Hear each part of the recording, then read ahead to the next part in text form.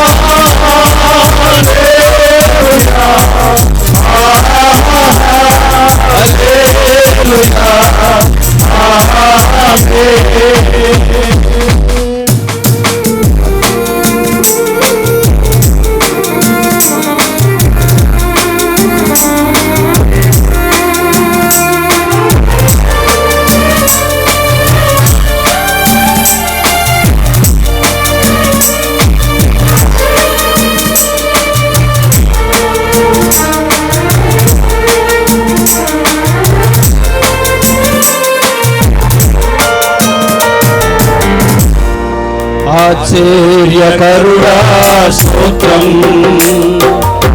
ఆలోచనకర్త స్తోత్రం, స్తోత్రం. ఆశ్చర్యకరుడా స్తోత్రం. అందరూ నోరు తెరిచి ఆలోచనకర్త స్తోత్రం. బలమైన దేవా నిత్యుడవు తండ్రి, సమాధానాధిపతి స్తోత్రం. బలమైన దేవా నిత్యుడవు తండ్రి, సమాధానాధిపతి స్తోత్రం.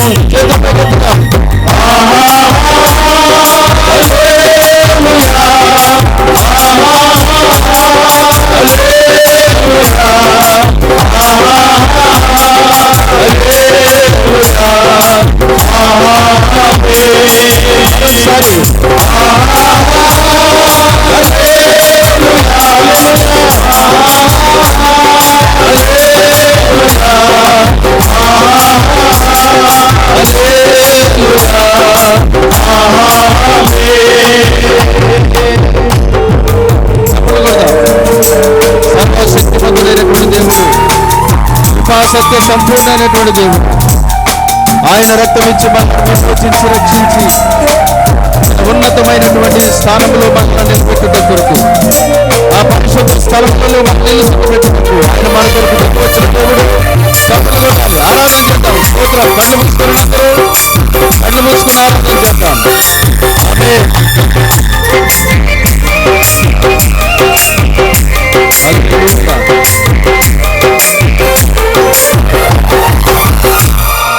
కృపా సత్య సంపూర్ణుడ స్తోత్రం, కృపతో రక్షించితివే స్తోత్రం, స్తోత్రం.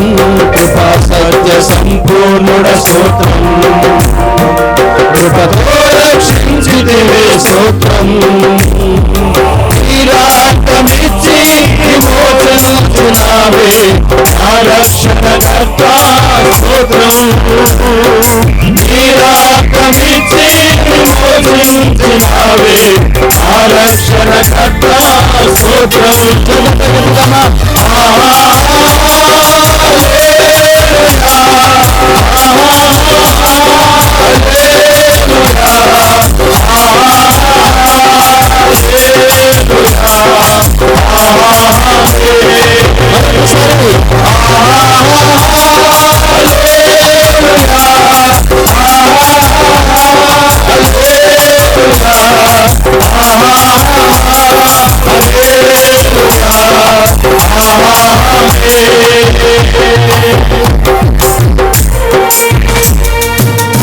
హల్లెలూయా స్తోత్రం.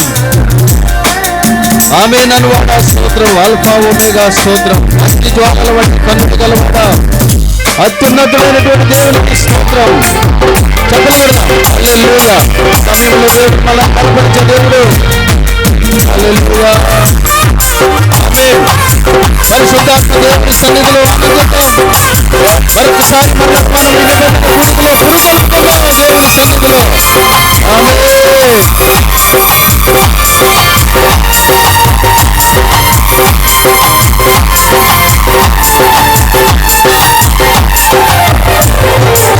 ఆమేన్ అనువాడ స్తోత్రం.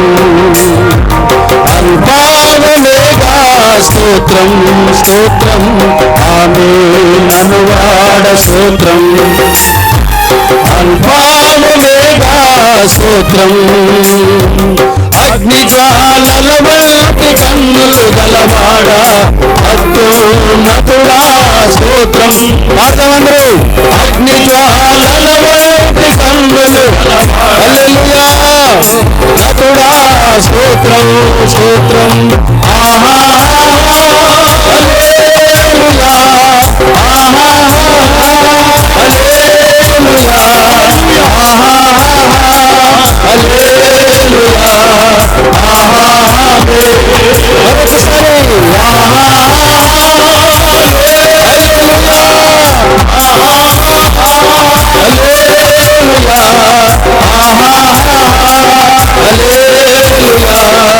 ఆహా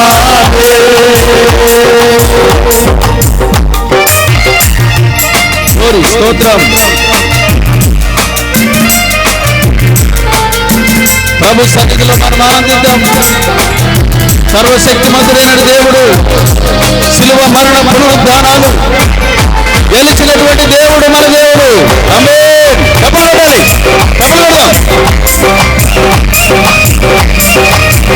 ఎవరు మానకుండొచ్చు. దేవుని సన్నిధిలో దేవుని ఆత్మను అనుభవిద్దాం.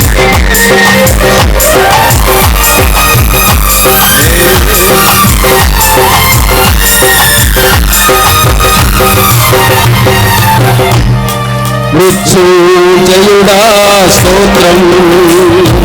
మహాగణుడా స్తోత్రం. మృత్యుంజయుడా స్తోత్రం. మహాగణుడా స్తోత్రం. మన్ములు కొనిపోవా త్వరలో రానున్న వేగవాహనుడా స్తోత్రమయ్యా. మమ్ములు కొనిపోవా త్వరలో రానున్న వేగవాహనుడా. మరొకసారి పడదాము పాట. అచ్యుంజయుడా స్తోత్రం. మహాగణుడా స్తోత్రం. అందరూ పడాలి. మృత్యుంజయుడా స్తోత్రం. మహాగణుడా స్తోత్రం. మమ్ములు కొనిపోవా త్వరలో రానున్న వేగవా యేసయ్యా. మమ్ములు కొనిపోవా త్వరలో రానున్న వేగవాహనుడా స్తోత్రం. రెండు చేతులు పైకెత్తి ఆహా హల్లెలూయా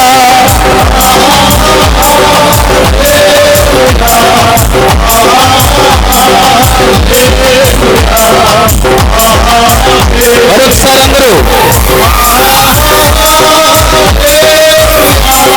ఆహా హల్లెలూయా ఆహా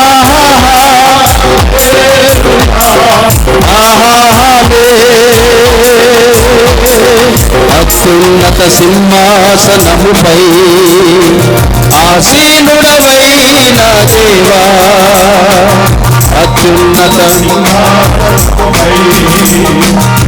ఆసీనుడవైన దేవా.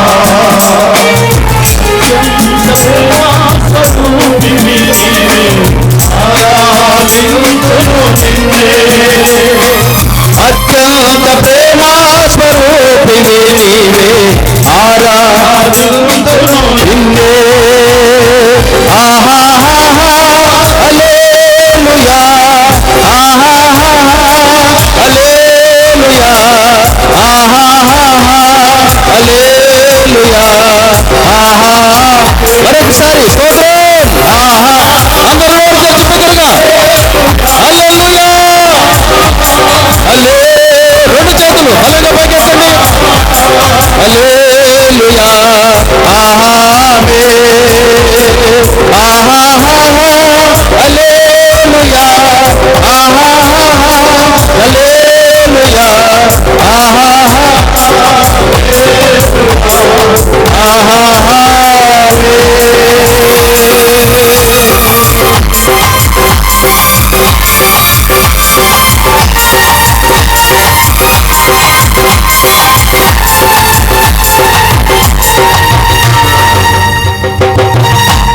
రెండు చేతులు ఆకాశం కట్టెత్తుదామా. కళ్ళు మూసుకోండి అందరూ కళ్ళు మూసుకోండి.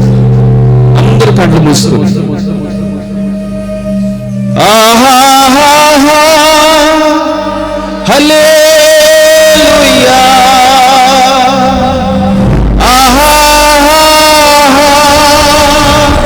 హల్లెలూయా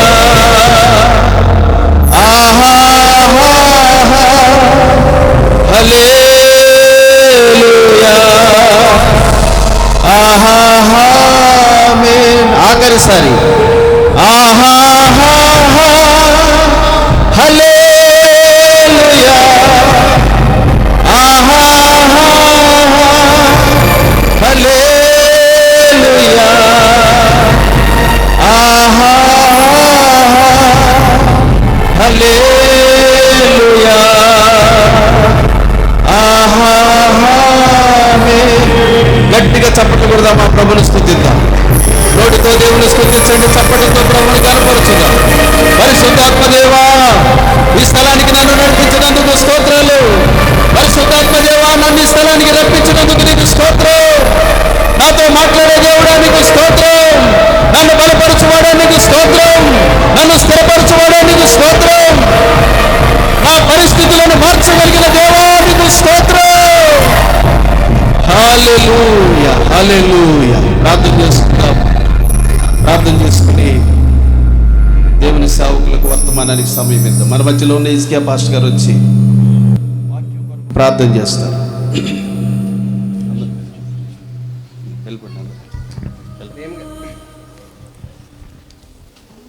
ప్రేమ కలిగిన మా తండ్రి, పరిశుద్ధుడా, గనుడ యేసుక్రీస్తు ప్రభువా, మీకు వందనాలు చెల్లిస్తున్నాం తండ్రి. గత నెలంతా మమ్మల్ని కాచి కాపాడి సంరక్షించి భద్రపరిచి క్షేమాన్ని ఇచ్చిన ప్రభువా మీకు వందనాలు.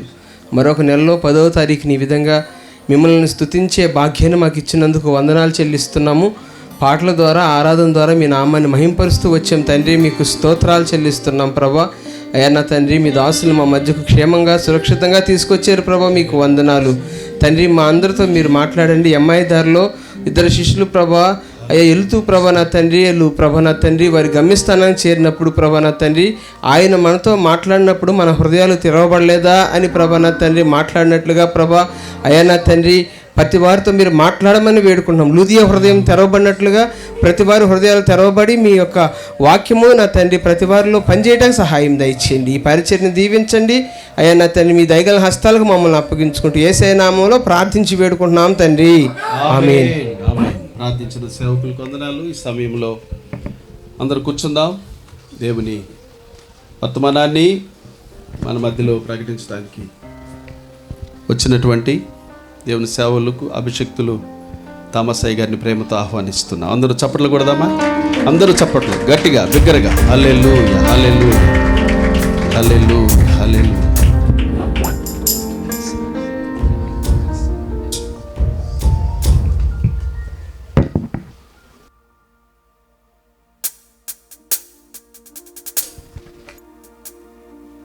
Praise the lord. Praise the lord. హల్లెలూయా. ఓకే, మన ప్రభువును రక్షకుడయ్యున్న యేసుక్రీస్తు వారి ప్రశస్త నామములో కూడి వచ్చిన మీ అందరికీ ప్రత్యేకమైన ప్రేమతో కూడిన వందనాలు తెలియజేస్తున్నాను. అలాగనే నన్ను ఇక్కడికి ఆహ్వానించి దేవుని ఘనమైన మాటలు అందించటానికి ఈ గొప్ప భాగ్యాన్ని, అవకాశాన్ని నాకు కలగజేసిన దేవాతి దేవునికి నేను స్తుతులు స్తోత్రాలు చెల్లిస్తున్నాను. అందరూ చేతులెత్తి దేవునికి స్తోత్రం చెబుదాం. హల్లెలూయా. ఆ తదుపరి నన్ను ఇక్కడికి ఆహ్వానించినటువంటి మా ప్రియులు, మా సోదరులు పాస్టర్ స్పర్జన్ గారికి ప్రత్యేకమైన వందనాలు తెలియజేస్తున్నాను. చాలా కాలం నుండి వారు మేము పరిచయం కలిగి ఉన్నాం. మరి ముఖ్యంగా స్పర్జన్ గారి నాన్నగారు మా తండ్రి సమానులు. వారికి, అమ్మగారికి ప్రత్యేకమైన వందనాలు తెలియజేస్తూ ఉన్నాను. అలాగనే కూడి వచ్చిన దైవజనులు, అభిషక్తులు, నాయకులైన వారందరికీ, సేవకులైన వారందరికీ యేసుక్రీస్తు నామములో మరొకసారి వందనాలు తెలియజేస్తున్నాను. ఈ దినం దేవుని వాక్యములో నుంచి ఒక మాటని మనం చదువుకుందాం. పరిశుద్ధ గ్రంథమైన బైబిల్లో నుండి కొరింథీ మొదటి పత్రిక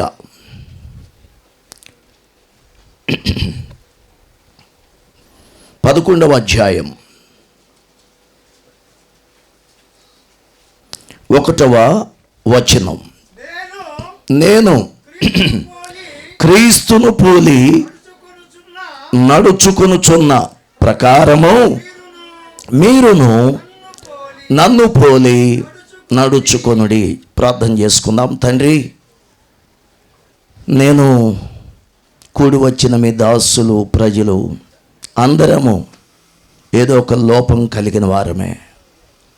మా విధేయతను బట్టి, మా లోపాన్ని బట్టి మీరు మాకు కొన్ని సమయాల్లో అందుబాటులో మీరు ఉండలేని పరిస్థితులు అయినప్పటికీ మీరు మేము కలుసుకొని సమీపస్తులగుటకు మీరు మా కొరకు కార్చిన అమూల్యమైన యేసుక్రీస్తు రక్తాన్ని బట్టి స్తోత్రాలు చెల్లిస్తున్నాం. అటు యేసుక్రీస్తు రక్తమును కూడి వచ్చిన మా అందరి మీద ప్రోక్షించండి. వాక్యమును ప్రకటించుచున్న నా మీద యేసుక్రీస్తు రక్త ప్రోక్షణ జరుగునుగాక. వినుచున్న ప్రజలందరి మీద, మీ దాసుల మీద యేసు రక్త ప్రోక్షణ జరుగునుగాక. తద్వారా మేమందరము మీకు సమీపస్తులుగాను యోగ్యులుగాను మార్చబడుదుముగాక. మమ్మల్ని మీ చేతులకు అప్పగిస్తూ మీరే నాతో నీ ప్రజలైన వారందరితో మాట్లాడమని యేసు ప్రభు నామమున అడుగుచున్నాము తండ్రి, ఆమేన్. దేవునికి ఒకసారి చేతులు పైకెత్తి చేతులు అటు ఇటు ఊపుతూ దేవునికి స్తోత్రం చెల్లిద్దాం. హల్లెలూయా, హల్లెలూయా. రైట్. దేవుని బిడ్డలారా, చదవబడిన వాక్య భాగంలో అపోస్తలుడైన పౌలు గారు ఇచ్చుచున్న స్టేట్మెంట్ ఏంటంటే, నేను క్రీస్తును పోలి నడుచుకొనుచున్నాను. అపోస్తలుడైన పౌలు గారు ఎఫెసీ పత్రికలో మరి ఒక మాట చెబుతున్నారు. 4వ అధ్యాయంలో 9 నుంచి 11 వరకు చదివితే, దేవుడు అపోస్తలులు, ప్రవక్తలు, స్వార్థికులు, కాపరులు, ఉపదేశకులని 5 ఫోల్డ్ మినిస్ట్రీ 5 పరిచర్యలను ఇచ్చారు. అయితే ఈ 5 పరిచర్యల యొక్క ఉద్దేశం ఏంటి?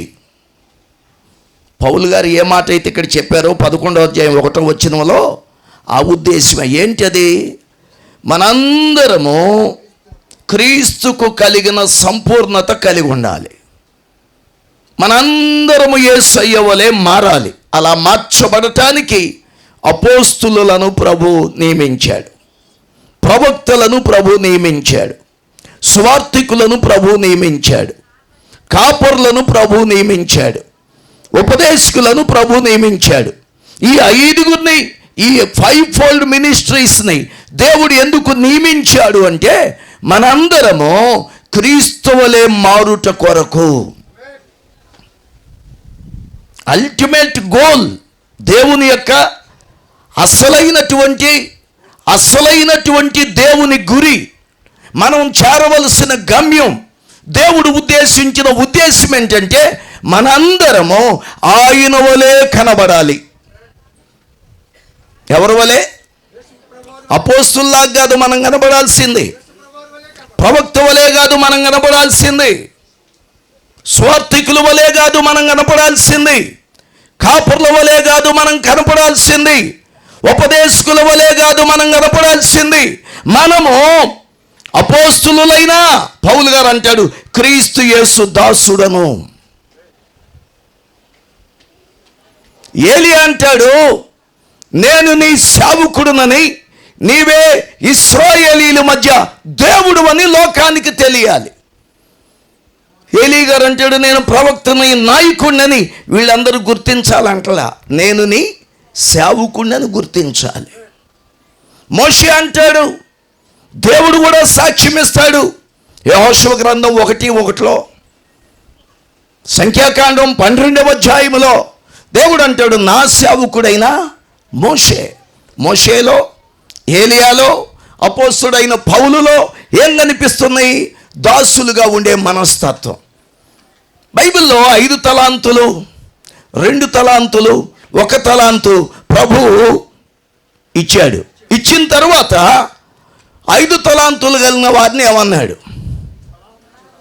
బలా నమ్మకమైన అపోస్తులుడు అనాలి కదా, బలా నమ్మకమైన ప్రవక్త అనాలి కదా, బలా నమ్మకమైన అంతర్జాతీయ స్వార్థికుడు అనాలి కదా, బలా నమ్మకమైన గొప్ప సంఘానికి కాపరి అనాలి కదా, బలా నమ్మకమైన ఇంటర్నేషనల్ స్పీకర్ టీచర్ అనాలి కదా. అవేమన్నా నువ్వెవడువైనా దాసుడివే.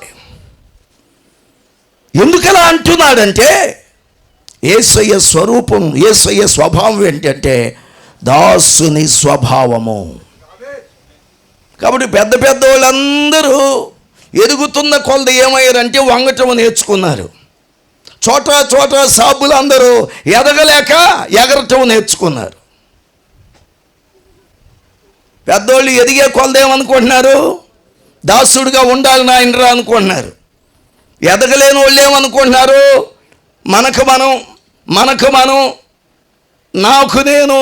ఎవడు పెళ్లి కాడే డ్రమ్ము వాయించుకున్నాడంట, పెళ్లి కొడుకు ఆడేనంట, బ్యాండ్ మేళం కూడా వాడేనంట. 5 పరిచర్యలు నువ్వెన్ని సంఘాలు కట్టినా, ఎన్ని వేల మంది నీ సంఘంలో ఉన్నా, ప్రపంచ దేశాలన్నీ నీవు సువార్త ప్రకటించినా, ఏలియా వలె రాజుల్ని సృష్టిని శాసించే ప్రవక్తగా ఉన్నా, నువ్వు ఎవడమైనప్పటికీ నీలో నాలో అందరిలో కనబడాల్సింది యేసుక్రీస్తు యొక్క స్వభావం. దీని కొరకు దేవుడు 5 పరిచర్యలు ఇచ్చాడు. ఈ 5 కలిసి ఏం చేయాలి చెప్పండి? మనం ఆహారాన్ని ఏం చేస్తాం? ఇదివరకు రోట్లో, ఆ తర్వాత మిక్సీ, ఆ తర్వాత గ్రైండరు మెత్తబడటానికి, ఆ తర్వాత పొయ్యి, ఆ తర్వాత పళ్ళు. ఇన్ని చోట్ల నలిగితే అది ఒంటికి ఏం చేస్తుంది? బలం తెస్తుంది. వీటన్నిటి సారాంశం ఏంటంటే శరీరానికి బలం తేవటం. చప్పట్లు కొట్టి దేవునికి స్తోత్రం చేయలేదు. ఎన్ని సంఘాలు కట్టినా, ఎన్ని స్వస్థతలు చేసినా, ఎన్ని దేశాలు వెళ్ళి స్వార్థ ప్రకటించినా, ఎన్ని బైబిల్ స్కూళ్ళల్లో దేవుని వాక్యాన్ని బోధించినా, ఎంత దేవుని శక్తితో ప్రపంచాన్ని తల్లకిందులు చేసినా, దేవుని స్వరూపము లేని ఎడల ప్రభు అంటాడు, మీరెవరో నాకు, అయ్యా ప్రవచించాం, నువ్వెవడో నాకు తెలియదు. అయ్యా అద్భుతాలు చేశాం, నువ్వెవడవో నాకు తెలియదు. అయ్యా దయ్యాలు వెళ్ళగొట్టాం, నువ్వెవడవో నాకు తెలియదు. ఇవన్నీ చేసినా ఏందంటున్నావంటే, అయితే ఏంది? ఇదేంది ప్రభు అంటే, నీలో ఎంతైనా నన్ను గురించిన స్వరూపం లేదు. కాబట్టి పౌలు గారు అంటున్నాడు, బాబు నేను ఎన్ని సంఘాలు కట్టినా, ఎంతోమంది ఆత్మలను రక్షించినా, ఎన్ని పత్రికలు రాసినా, వాటన్నిటి ద్వారా నాకేమీ లేదు. కానీ నేను ఒకే గురి కలిగి ఉన్నాను. అదే గురి మీరందరూ కలిగి ఉండండి. క్రీస్తును పోలి నడుస్తున్నాను, మీరు కూడా నన్ను పోలి నడవండి. క్రీస్తు స్వరూపం నాలో ఉంది. నన్ను పోలి నడిస్తే ఆ క్రీస్తు స్వరూపం మీలో కూడా వస్తుంది. సో దేవుని యొక్క రాకడకు ముందుగా దేవుని ముఖ్య ఉద్దేశం ఏంటంటే, కొన్ని ఉద్దేశాలు ఉన్నాయి దేవునికి. నెంబర్ 1, సర్వలోకానికి సువార్త ప్రకటించబడాలి. ఇప్పటికీ కొన్ని దేశాల్లో అసలు సువార్త ప్రకటించడానికి ఇంకా ద్వారాలు తెరవబడాల. నెంబర్ 2, ప్రకటించబడిన సువార్త సాక్షార్థమైన సువార్తగా ప్రకటించబడాలి. యేసుక్రీస్తు దేవుడని లోకమంతా ప్రకటించబడాలి. అది నోటితో చెప్పే మాట. మత్తయి సువార్త 24:18 అంటాడు, ఈ రాజ్య సువార్త సకల జనులకు సాక్షార్థమై ప్రకటించబడాలి, అటు తర్వాత అంతము వచ్చును. సాక్షార్థం అంటే ఏంది? ఏ మాటలైతే చెప్పామో చెప్పిన మాటలు పనులుగా మారాలి.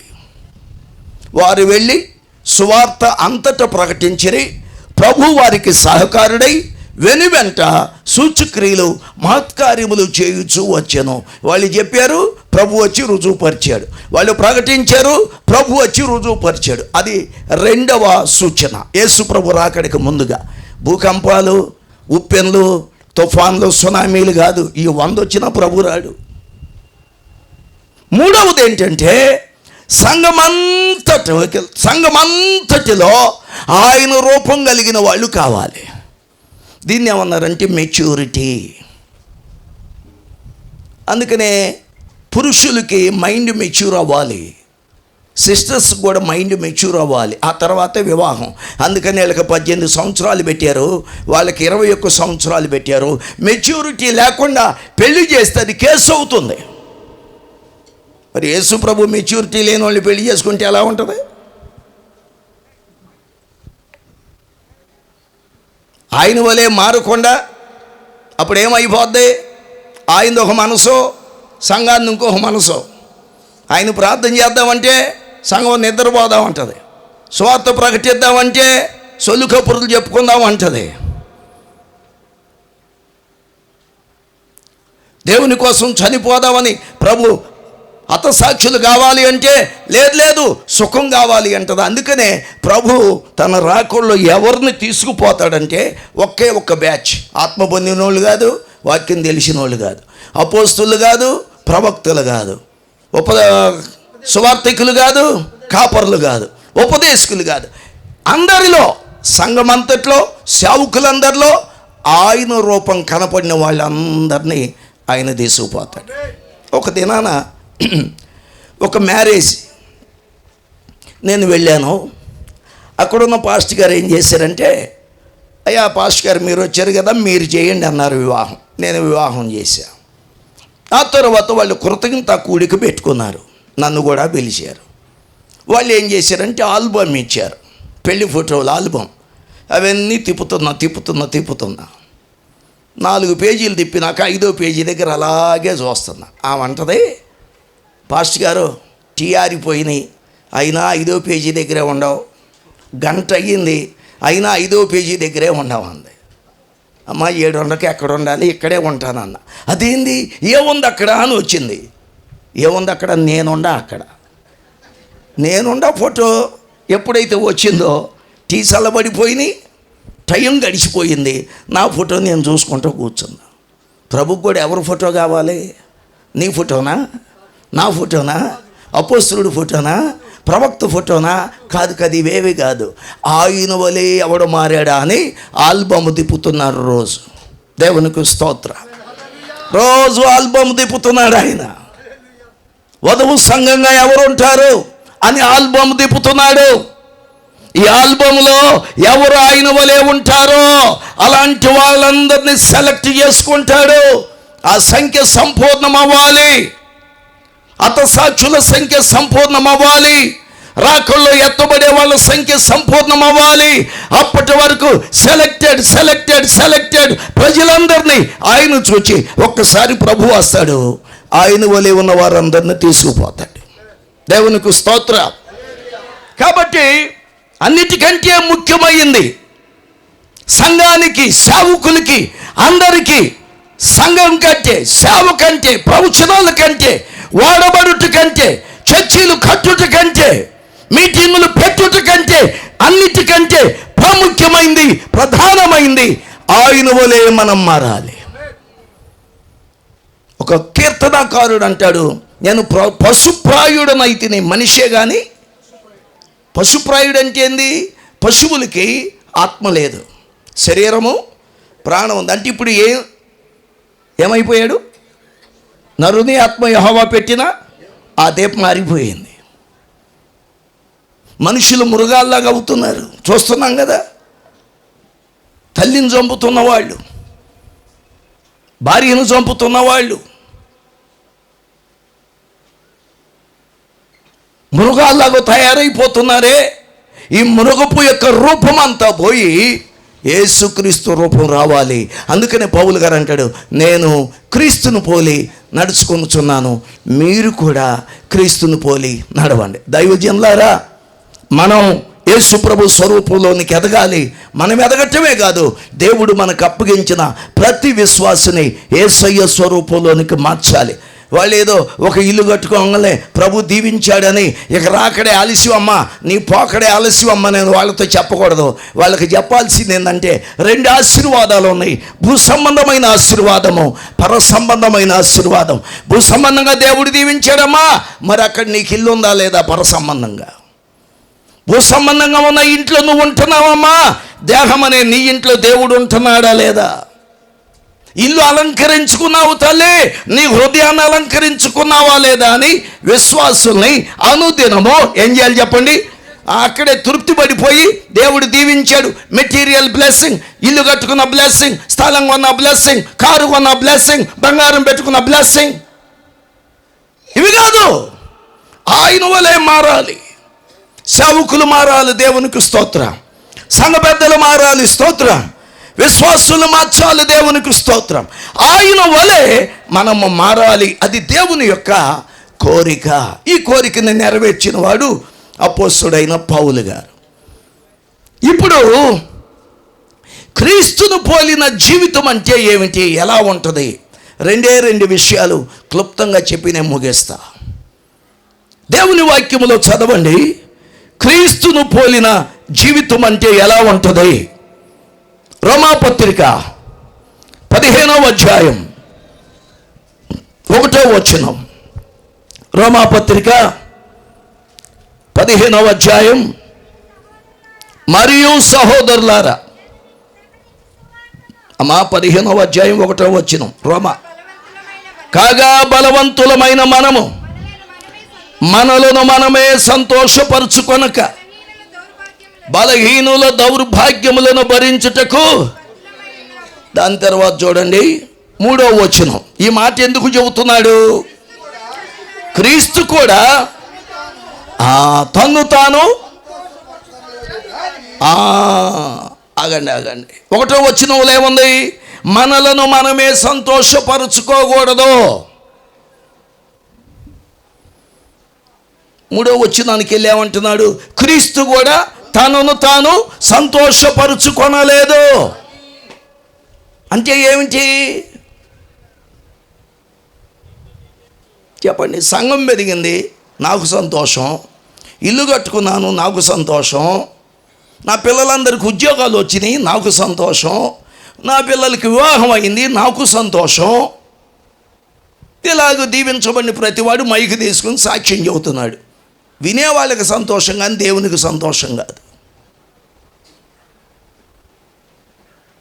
మనం ఇక్కడ ఆగిపోయాం. పౌలు గారు మనకు వ్యతిరేకమైన భాష మాట్లాడుతున్నాడు. మనల్ని మనం సంతోషపరచుకోవటం కాదు. అదేంటండి ఎలా అంటావు పౌలు గారు? ఆయన అంటాడు, మరి ఎలా అనాలి?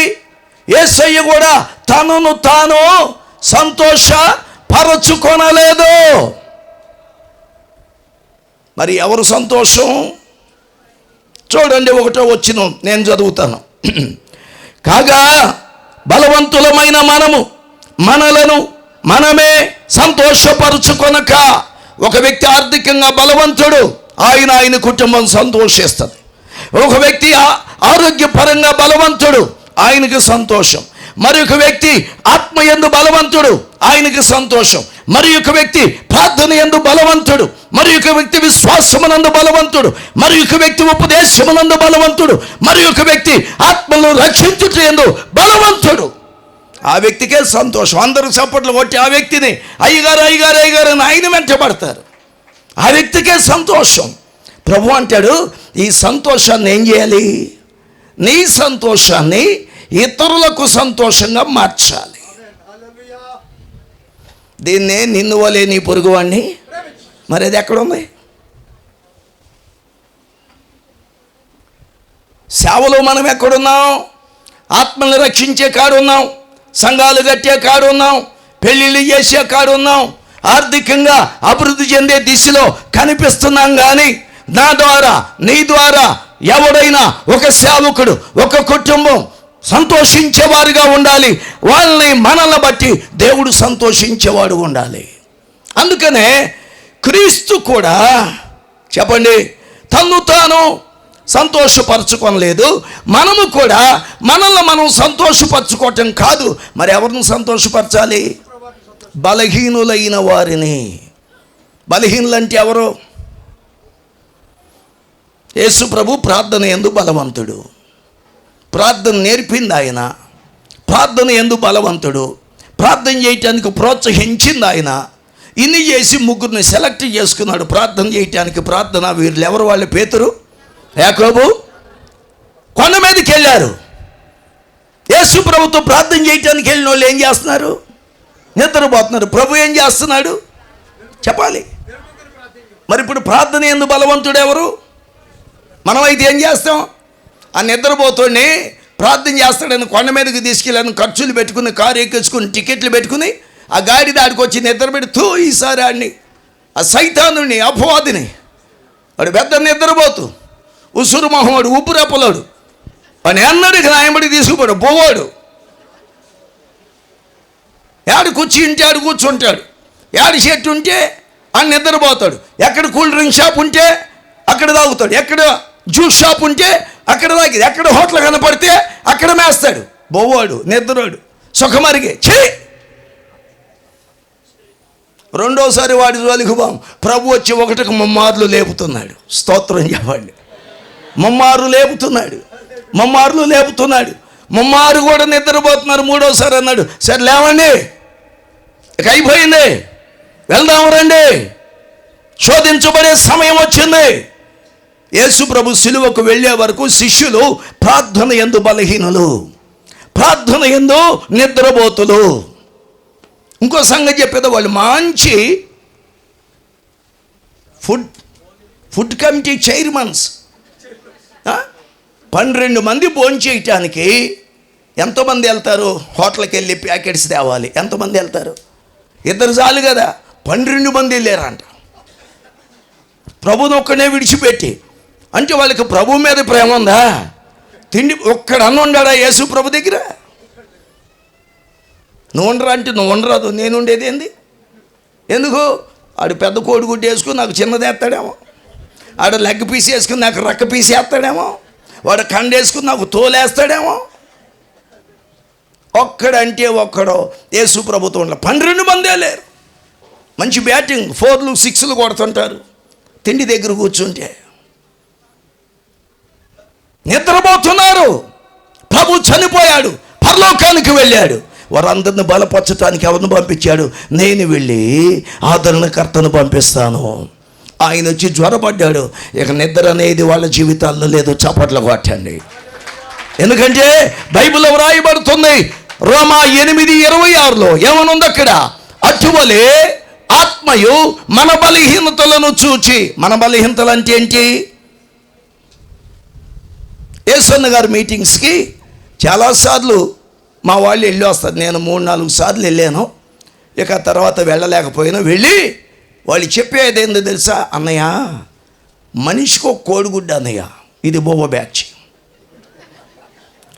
హనుమాన్ జంక్షన్ దేవదాసాయి గారు వాక్యం చెప్పాడు కదా, చిలకలు కూడా జాన్ డేవిడ్ గారు వాక్యం చెప్పారు కదా, చెప్పారా లేదా? యేసన్న గారు వాక్యం చెప్పారు కదా. అయ్యేమి లేదు, వీళ్ళు కోడిగుడ్డు మాట్లాడుకుంటున్నారు. ఎన్ని కోడిగుడ్లో, ఎన్ని లారీలో. ఇంకోటి వచ్చి అంటాడు, యేసన్న గారు స్టేజ్ పొడవు ఎంతో తెలుసా, ఎడల్పు ఎంతో తెలుసా, ఎత్తు ఎంతో తెలుసా అన్నాడు. నాకెందుకు రయ్యని? అవి తెలుసుకోవటం ద్వారా నేనేమన్నా ఆత్మలో ఎదుగుతానా? ప్రార్థనలో ఎదుగుతానా? వాక్యములో ఎదుగుతానా? అబ్బే, వీడెవడు డెకరేషన్ బ్యాచ్, వీడు సుతారాల బ్యాచ్ అన్నమాట. అక్కడ పోయి మాకు ఒక ఆయన ఉన్నాడు. ఆయన ఏ ఊరన్నా పోని హోటల్కి వెళ్తాడు. అలా ఫ్రెండ్స్ ఎవరన్నా హోటల్కి తీసుకెళ్తే అక్కడ ఉండి తెస్తాడు. ఏందది? ఆ హోటల్ ఎవడో కట్టుకున్నాడు అంటే ఏంది? నా బిల్డప్ చూడు, నేను ఎక్కడెక్కడ తిరుగుతున్నాను చూడు. ఎవడు చూడాలి? నా ఫోటో నేను చూసుకోవటానికి నాకు టైం ఉండదు. అయితే పెడుతుంటారు, ఏమి చూడను నేను. మొత్తం డిలీట్ పొద్దున్నే లేచి 700-800 డిలీట్ చేస్తుంటా ఫోన్లో నుంచి. లేకపోతే నా ఫోన్ స్టక్ అయిపోతుంది. నేను చూడాల్సిన ఉదయం లేచి దేవుని వాక్యం, నేను చూడాల్సిన ఆయన ముఖం, నేను చూడాల్సిన విశ్వాసమును కర్తనై నేను చూడాల్సింది ఆత్మ నడిపింపుని, నేను చూడాల్సింది నా గురి, నా గమ్యాన్ని చూడాలి. చిత్రాల బ్యాచ్, బోవ బ్యాచ్, ఇంకొక బ్యాచ్ ఉన్నారు యేసు ప్రభు దగ్గర. యేసు ప్రభు రంగంలో విస్తారంగా జనం వస్తుంటే పరుగు పరుగు పరుగున యేసు ప్రభు దగ్గరికి వచ్చి కిరీటం పెట్టబోయారంట. తనను రాజుగా చేయుటకు వచ్చారంట. అక్కడి నుంచి యేసు ప్రభు హై జంపు, లాంగ్ జంపు. ఎటుపోయాడో ఏడుగురు. కిరీటం ఆడుంది, సన్మానం చేసే వాళ్ళు అక్కడే ఉన్నారు, కిరీటం అక్కడ ఉంది, కిరీటధారి లేడు. ఎవడు దారి ఆడిది అయిపోయింది. వీళ్ళెవరు? కుర్చీల బ్యాచ్. ఖచ్చితంగా ఒక్కొక్కళ్ళు ఏ రూపం కనిపిస్తుంది? మీరు రొట్టెలు తిని భుజించుట వలన, తృప్తి పొందుట వలన మళ్ళీ ఇప్పుడు వచ్చారు నా దగ్గరికి, అందుకే నన్ను వెతుకుతున్నారు అన్నాడు. అది బోవ బ్యాచ్. లూకాసు వార్త 2వ అధ్యాయంలో 2వ అధ్యాయం అనుకుంటా, సూచక్రియలు చూచుట వలన అనేక మంది ప్రజలు ఆయన వద్దకు వచ్చిరి. స్వస్థతల కొరకు అనేక మంది వచ్చారు, కిరీటం పెడతానికి అనేక మంది వచ్చారు, రకరకాలుగా ప్రభు దగ్గరికి వచ్చారు. కానీ దేవుని బిడ్డలారా, పరిశుద్ధాత్ముడు వారి దగ్గరకు వచ్చాడు, వాళ్ళ బలహీనతలను చూచాడు. స్తోత్రం చెప్పండి. ఎవరు బలహీనతలనే? బొవ్వ బ్యాచ్ ఉండేనే, కోడిగుడు బ్యాచ్. మనకైనా లగ్గ పీసులు వేస్తున్నారు అనుకో, మనకేసిన పీసు చూడం, ఆ పక్కోడికి అట్టాడిది పడింది, ఈ పక్కోడి ముందు ఆ 2 చూసి తర్వాత మంద చూస్తాం. ఇదైనా ఇంకో పని చేస్తాం, అవతల బంతోడికి ఎలాంటి బండి. ఒక్కొక్కడు ఏం చేస్తారంటే సుఖం దుఃఖం లేకుండా 2 గంటలు వేసుకుంటూ పోతారు ఒకేసారి. ఆయన చూడు ఎట్టేస్తున్నాడు అని ఈ వడ్డిచ్చేవాడికి చెబుతారు. రకరకాలుగా పరిశుద్ధాత్ముడు వస్తాడు, బొవ్వ బ్యాచ్ దగ్గరికి వస్తాడు. బొవ్వ బ్యాచ్ దగ్గరికి వచ్చి ఏం చేస్తాడు? అతని వీక్నెస్ ఏంది? ఫుడ్. ఏసావు బ్యాచ్, అతని వీక్నెస్ ఏంది? ఫుడ్. ఇస్సాకు బ్యాచ్, ఇస్సాకు బొవే కోరాడు, ఏసావు తండ్రి వారసత్వం అన్నమాట. బొవ్వ. కాబట్టి సేవకులు, మనం విశ్వాసులు ఎక్కడ పోయినా ఏం మాట్లాడుకుంటున్నాం? వెజా, నాన్ వెజా, వైటా, కలరా? ఇవి మన బలహీనతలు. అందుకని ప్రభు ఏం చేశాడంటే, బలహీనతలను, మనం బలహీనమైపోయినందుచేత మన బలహీనతలన్నీ చూడగలిగిన ఆ పరిశుద్ధాత్మని పరలోకానికి వెళ్ళి భూలోకానికి పంపాడు. ఆయన వచ్చి ఏం చేస్తున్నాడు? బొవ్వ బ్యాచ్ని చూస్తున్నాడు, సుతరాల బ్యాచ్ని చూస్తున్నాడు, కుర్చీల బ్యాచ్ని చూస్తున్నాడు. విలేకరులు ఉన్నారు కొంతమంది, ఏం తప్పు చెబుతాడని నోటు చేసుకుందామని, ఆయనలో ఎక్కడ తప్పు దొరికిద్దా పట్టుకుందాం, చంపుదామని చూస్తున్నారు కొంతమంది, కేసు పెడదామని. ఈ బలహీనతలన్నిటిలో చూస్తున్నాడు. అసలు బలహీనత అంటే ఏంటి? ఏమంటే మా వాళ్ళు లెక్కల్లో వీక్ అండి అంటే వాడు తప్పుతాడనేగా, అంటే వాడు పడిపోతాడనేగా, 10th పాస్ అవ్వడనేగా, ఇంటర్ పాస్ అవ్వడనేగా.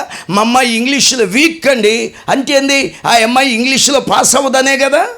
ఇప్పుడు పరిశుద్ధాత్ముడు ఏం చేస్తున్నాడు?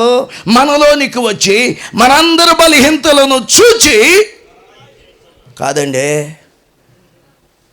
మనందరి బలహీనతలు, స్పర్జన్ గారి బలహీనత నాకు తెలిసింది, నా బలహీనత స్పర్జన్ గారికి తెలిసింది.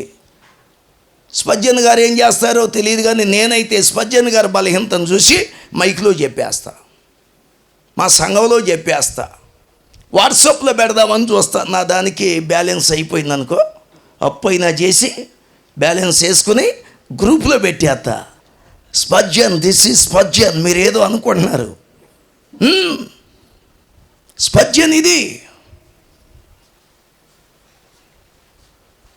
ఇది మన బలహీనత. పరిశుద్ధాత్మని యొక్క బలం ఏంటి? బలహీనతలు కలిగిన వారందరిని చూచి ఆ బలహీనతలు మరి ఎవరికి చెప్పడంట. చప్పట్లు కొట్టండి. ఏం చేస్తాడు ఆయన? నెంబర్ 1 పర్సనల్ ఇవాంజలిజం చేస్తాడు పరిశుద్ధాత్ముడు. వచ్చి ఇది నీ బలహీనత ఒప్పుకొని ఒప్పింపజేస్తాడు. పక్కనోడికి చెప్పడం. మీ ఆయన ఎట్టేటోడని అమ్మగారికి చెప్పడు, పాస్టర్ గారికి. మీ పాస్టర్ మెట్టాడదని పాస్టర్ గారికి చెప్పడు. ఇక లడాయేగా, అసలే ఎతుకుతుంటారు. పరిశుద్ధాత్ముడు వచ్చి ఒక దర్శనం ఎత్తి ఇంకేముంది, ఆత్మీయ లడాయి ఇక అయిపోయింది. వీళ్ళిద్దరు లడాయి చూసి సంఘం 2 ముక్కలయ్యింది. అయ్యగారి బ్యాచ్, అమ్మగారి బ్యాచ్. ఇట్లాంటి పనికి మాలి పనులు పరిశుద్ధాత్ముడు చేయడు. ఆయన పర్సనల్గా, ఏ Thomas, this is your weakness, ఇది నీ బలహీనత, మోకరించు, కళ్ళు మూసుకో, ఒప్పుకో, పాపాలు ఒప్పుకో. యేసు రక్తంతో కడిగేస్తాడు నిన్ను, వాక్యం ద్వారా కడిగేస్తాడు, నేను కూడా కడిగేస్తాను, నువ్వు శుద్ధుడు అయిపోతావు, ఆయనకు వలె మారిపోతామని ఏ కాడకి ఆయనకులాగా మార్చటానికి పరిశుద్ధాత్మ ప్రయత్నాలు చేస్తూ ఉంటాడు. ఎవరికిలాగా? యేసయ్యకులాగా. సేవకులుగా మనం ఏం చేస్తున్నాం అని చెప్పండి. మన సంఘం డెవలప్ అవ్వాలంటే చిన్న చిట్కా, ఎదుటి పాస్టర్ గారి వీక్నెస్లన్నీ కనుక్కొని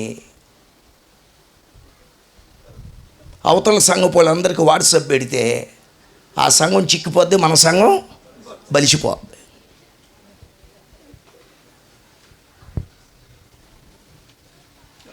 బైబిల్ ఏం చెబుతుంది? బలహీనుల దౌర్బల్యములను బలవంతులు భరించాలి. మనం ఏం చేస్తున్నాం? మనం బలవంతులు అవటానికి ఏం చేస్తున్నాం? ఒక ఆయన అన్నాడు, మరి అంతే కదండి, ఒక జీవి చావుంది, ఇంకో జీవి బ్రతకదు కదా. ఇదేనో అందరికి భోజనాలు ఉన్నాయిగా, ఎన్ని కోళ్ళు చేస్తే మనం, ఎన్ని జీవాలు పోతే మనం బ్రతుకుతున్నాం, ఎన్ని చేపలు చేస్తే మనం బ్రతుకుతున్నాం, ఎన్ని ఒరుదుబ్బులు చేస్తే వడ్ల గింజలు వస్తుంది, మనం బ్రతుకుతున్నాం. కాబట్టి అండి, ఎదుటి సంఘం ఏమైనా పర్లా, నేను బలంగా ఉంటే చాలు. వీడు తన్ను తాను సంతోషపరుచుకునే వ్యక్తి. అది కాదు గాడ్స్ నేచర్, అది కాదు యేసయ్య స్వభావం, అది కాదు పరిశుద్ధాత్మ స్వభావం, అది కాదు పరిశుద్ధాత్మ స్వభావం. యేసయ్య స్వభావం ఏంటంటే తనను తాను సంతోషపరుచుకోడు, ఎదుటి వారిని సంతోష పెడతాడు, సంఘమును సంతోష పెడతాడు. స్తోత్రం చెప్పండి. సంఘాన్ని బలపరుస్తాడు దేవుడు. మనము ఆ స్వరూపంలోనికి మారాలి. పరిశుద్ధాత్ముడు వచ్చి ఒప్పింపు చేస్తాడు. ఆ తర్వాత ఇక ఆయన ప్రార్థన స్టార్ట్ చేస్తాడు. థామస్ ప్రార్థన చేయి. ఆ ప్రార్థన చేయడానికి టైం లేదు, పామర్ వెళ్ళాలి, బాగా దొలపాలి, వాక్యం బైబిల్ స్టడీ చేయాలి. సార్ నీకు లేదా? సార్ నేను చేస్తానని ఆయనే మనకు సహాయం చేస్తాడు.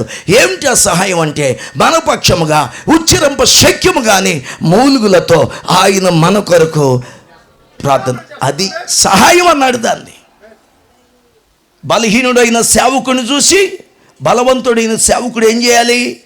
ఇదే టైం అని వెన్నుపోటు పడవకూడదు. ఆ సంఘంలో గాలాలు వేయకూడదు. మనం బోళ్ళు సముద్రం ఉంది, వలలు వేసుకో, గాలాలు వేసుకో. బుట్టల్లో గాలాలు వేస్తే అట్ట మనం పట్టిన చేపలు పట్టి బుట్టలో వేసాడంట, ఈడెనక ఇంకోటి వచ్చి బుట్టలో వేస్తున్నాడంట గాలం. ఎవడికి ఎక్కువ పడతాయి చేపలు? సముద్రంలో వేసినడికి పడతాయి, బుట్టలో వాడికి బుట్ట, అన్ని చేపలేక. మన బలహీనతలను చూచి మన కొరకు ఆయన ఏం చేస్తాడు చెప్పండి? విజ్ఞాపన. దైవజనులారా, విశ్వాసులారా, విశ్వాసులైన మీకు దైవజనుడు బలహీనతలు కనిపిస్తాయి, విశ్వాసులైన మీకు అమ్మగారి పాస్టమ్మ గారు బలహీనతలు కనిపిస్తాయి, దైవ సేవకులైన మీకు దైవ సేవకుల పిల్లల బలహీనతలు కనిపిస్తాయి. అయితే మీరు దేవుని స్వభావం కలిగిన వారుగా ఉండాలి అంటే ఏం చేయాలి? సమయంలో నువ్వు నెంబర్ 1 క్యాండిడేట్వే. నీ కుమారులు 0 ర్యాంకర్స్. వాళ్ళు నీ వంటి వారు కాదు, నీలాంటి ప్రార్థనా పరులు కాదు, నీలాంటి ఆత్మీయులు కాదు. వీళ్ళని తీసిపడాయి, మాకు మరి ఒక రాజు నియమించన్నారు. సంఘాలు ఎక్కువ ఇదే జరుగుతుంది. దేవుని స్వభావం అది కాదు. బలవంతులైన వారు బలహీనుల దౌర్బల్యములను ఏం చేయాలి చెప్పండి? భరించాలి. స్తోత్రం, హల్లెలూయా. దేవుని వాక్యములో 2-3 విషయాలు నేను కొద్దిగా ముందుకు వెళ్తాను. చూడండి ఒకసారి పరిశుద్ధ గ్రంథమైన బైబిల్లో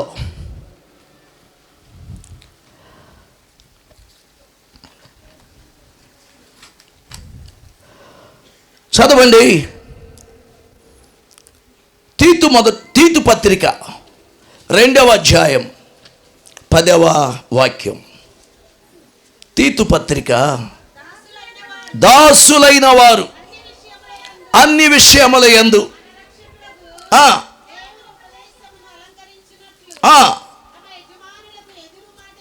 చెప్పక అపహరింపక సంపూర్ణమైన మంచి నమ్మకమును కనపరచుచు అన్ని కార్యముల యందు వారినంటే ఎవరిని?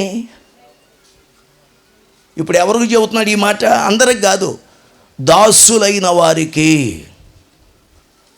అంటే సంఘానికి నాయకులు ఉన్నారు, నాయకులకి సేవకులకి పై నాయకులు ఉన్నారు.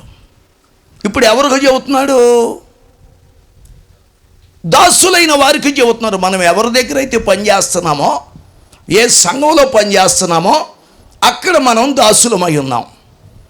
ఏ మినిస్ట్రీలో మనం పనిచేస్తున్నామో ఆ మినిస్ట్రీ నాయకత్వానికి మనం ఏమై ఉన్నాం? దాసులమై ఉన్నాం. ఇప్పుడు ఏం చేయాలి మనం? వాళ్ళకి ఎదురు చెప్పకూడదంట, అన్ని విషయాల్లో నమ్మకంగా ఉండాలంట, అన్ని విషయాల్లో వారిని ఏం చేయాలి? సంతోష పెట్టాలి. ఎవరికి చెబుతున్నాడు ఈ మాట? దాసులైన వారికి. దాసుల్లో సాధారణంగా ఏముంటుందంటే, నువ్వు సరిగ్గా ఉండవా మాకు చెబుతున్నావు అనే గుణం ఉంటుంది. విశ్వాసులకు ఉండే గుణం అది. పాస్టర్ గారు ప్రార్థన చేయండి, ప్రార్థన చేయండి, ప్రార్థన చేయండి అని నడిపించి ఆయన కూర్చుని అన్నాడు అనుకో, ఒక తొంటరోడు వస్తాడు, అందరూ ప్రార్థనలో ఉన్నాడుగా, వీడేం చేస్తాడు? మెల్లగా మైకి తీసుకొచ్చి పాస్టర్ గారు నోటి దగ్గర పెడతాడు.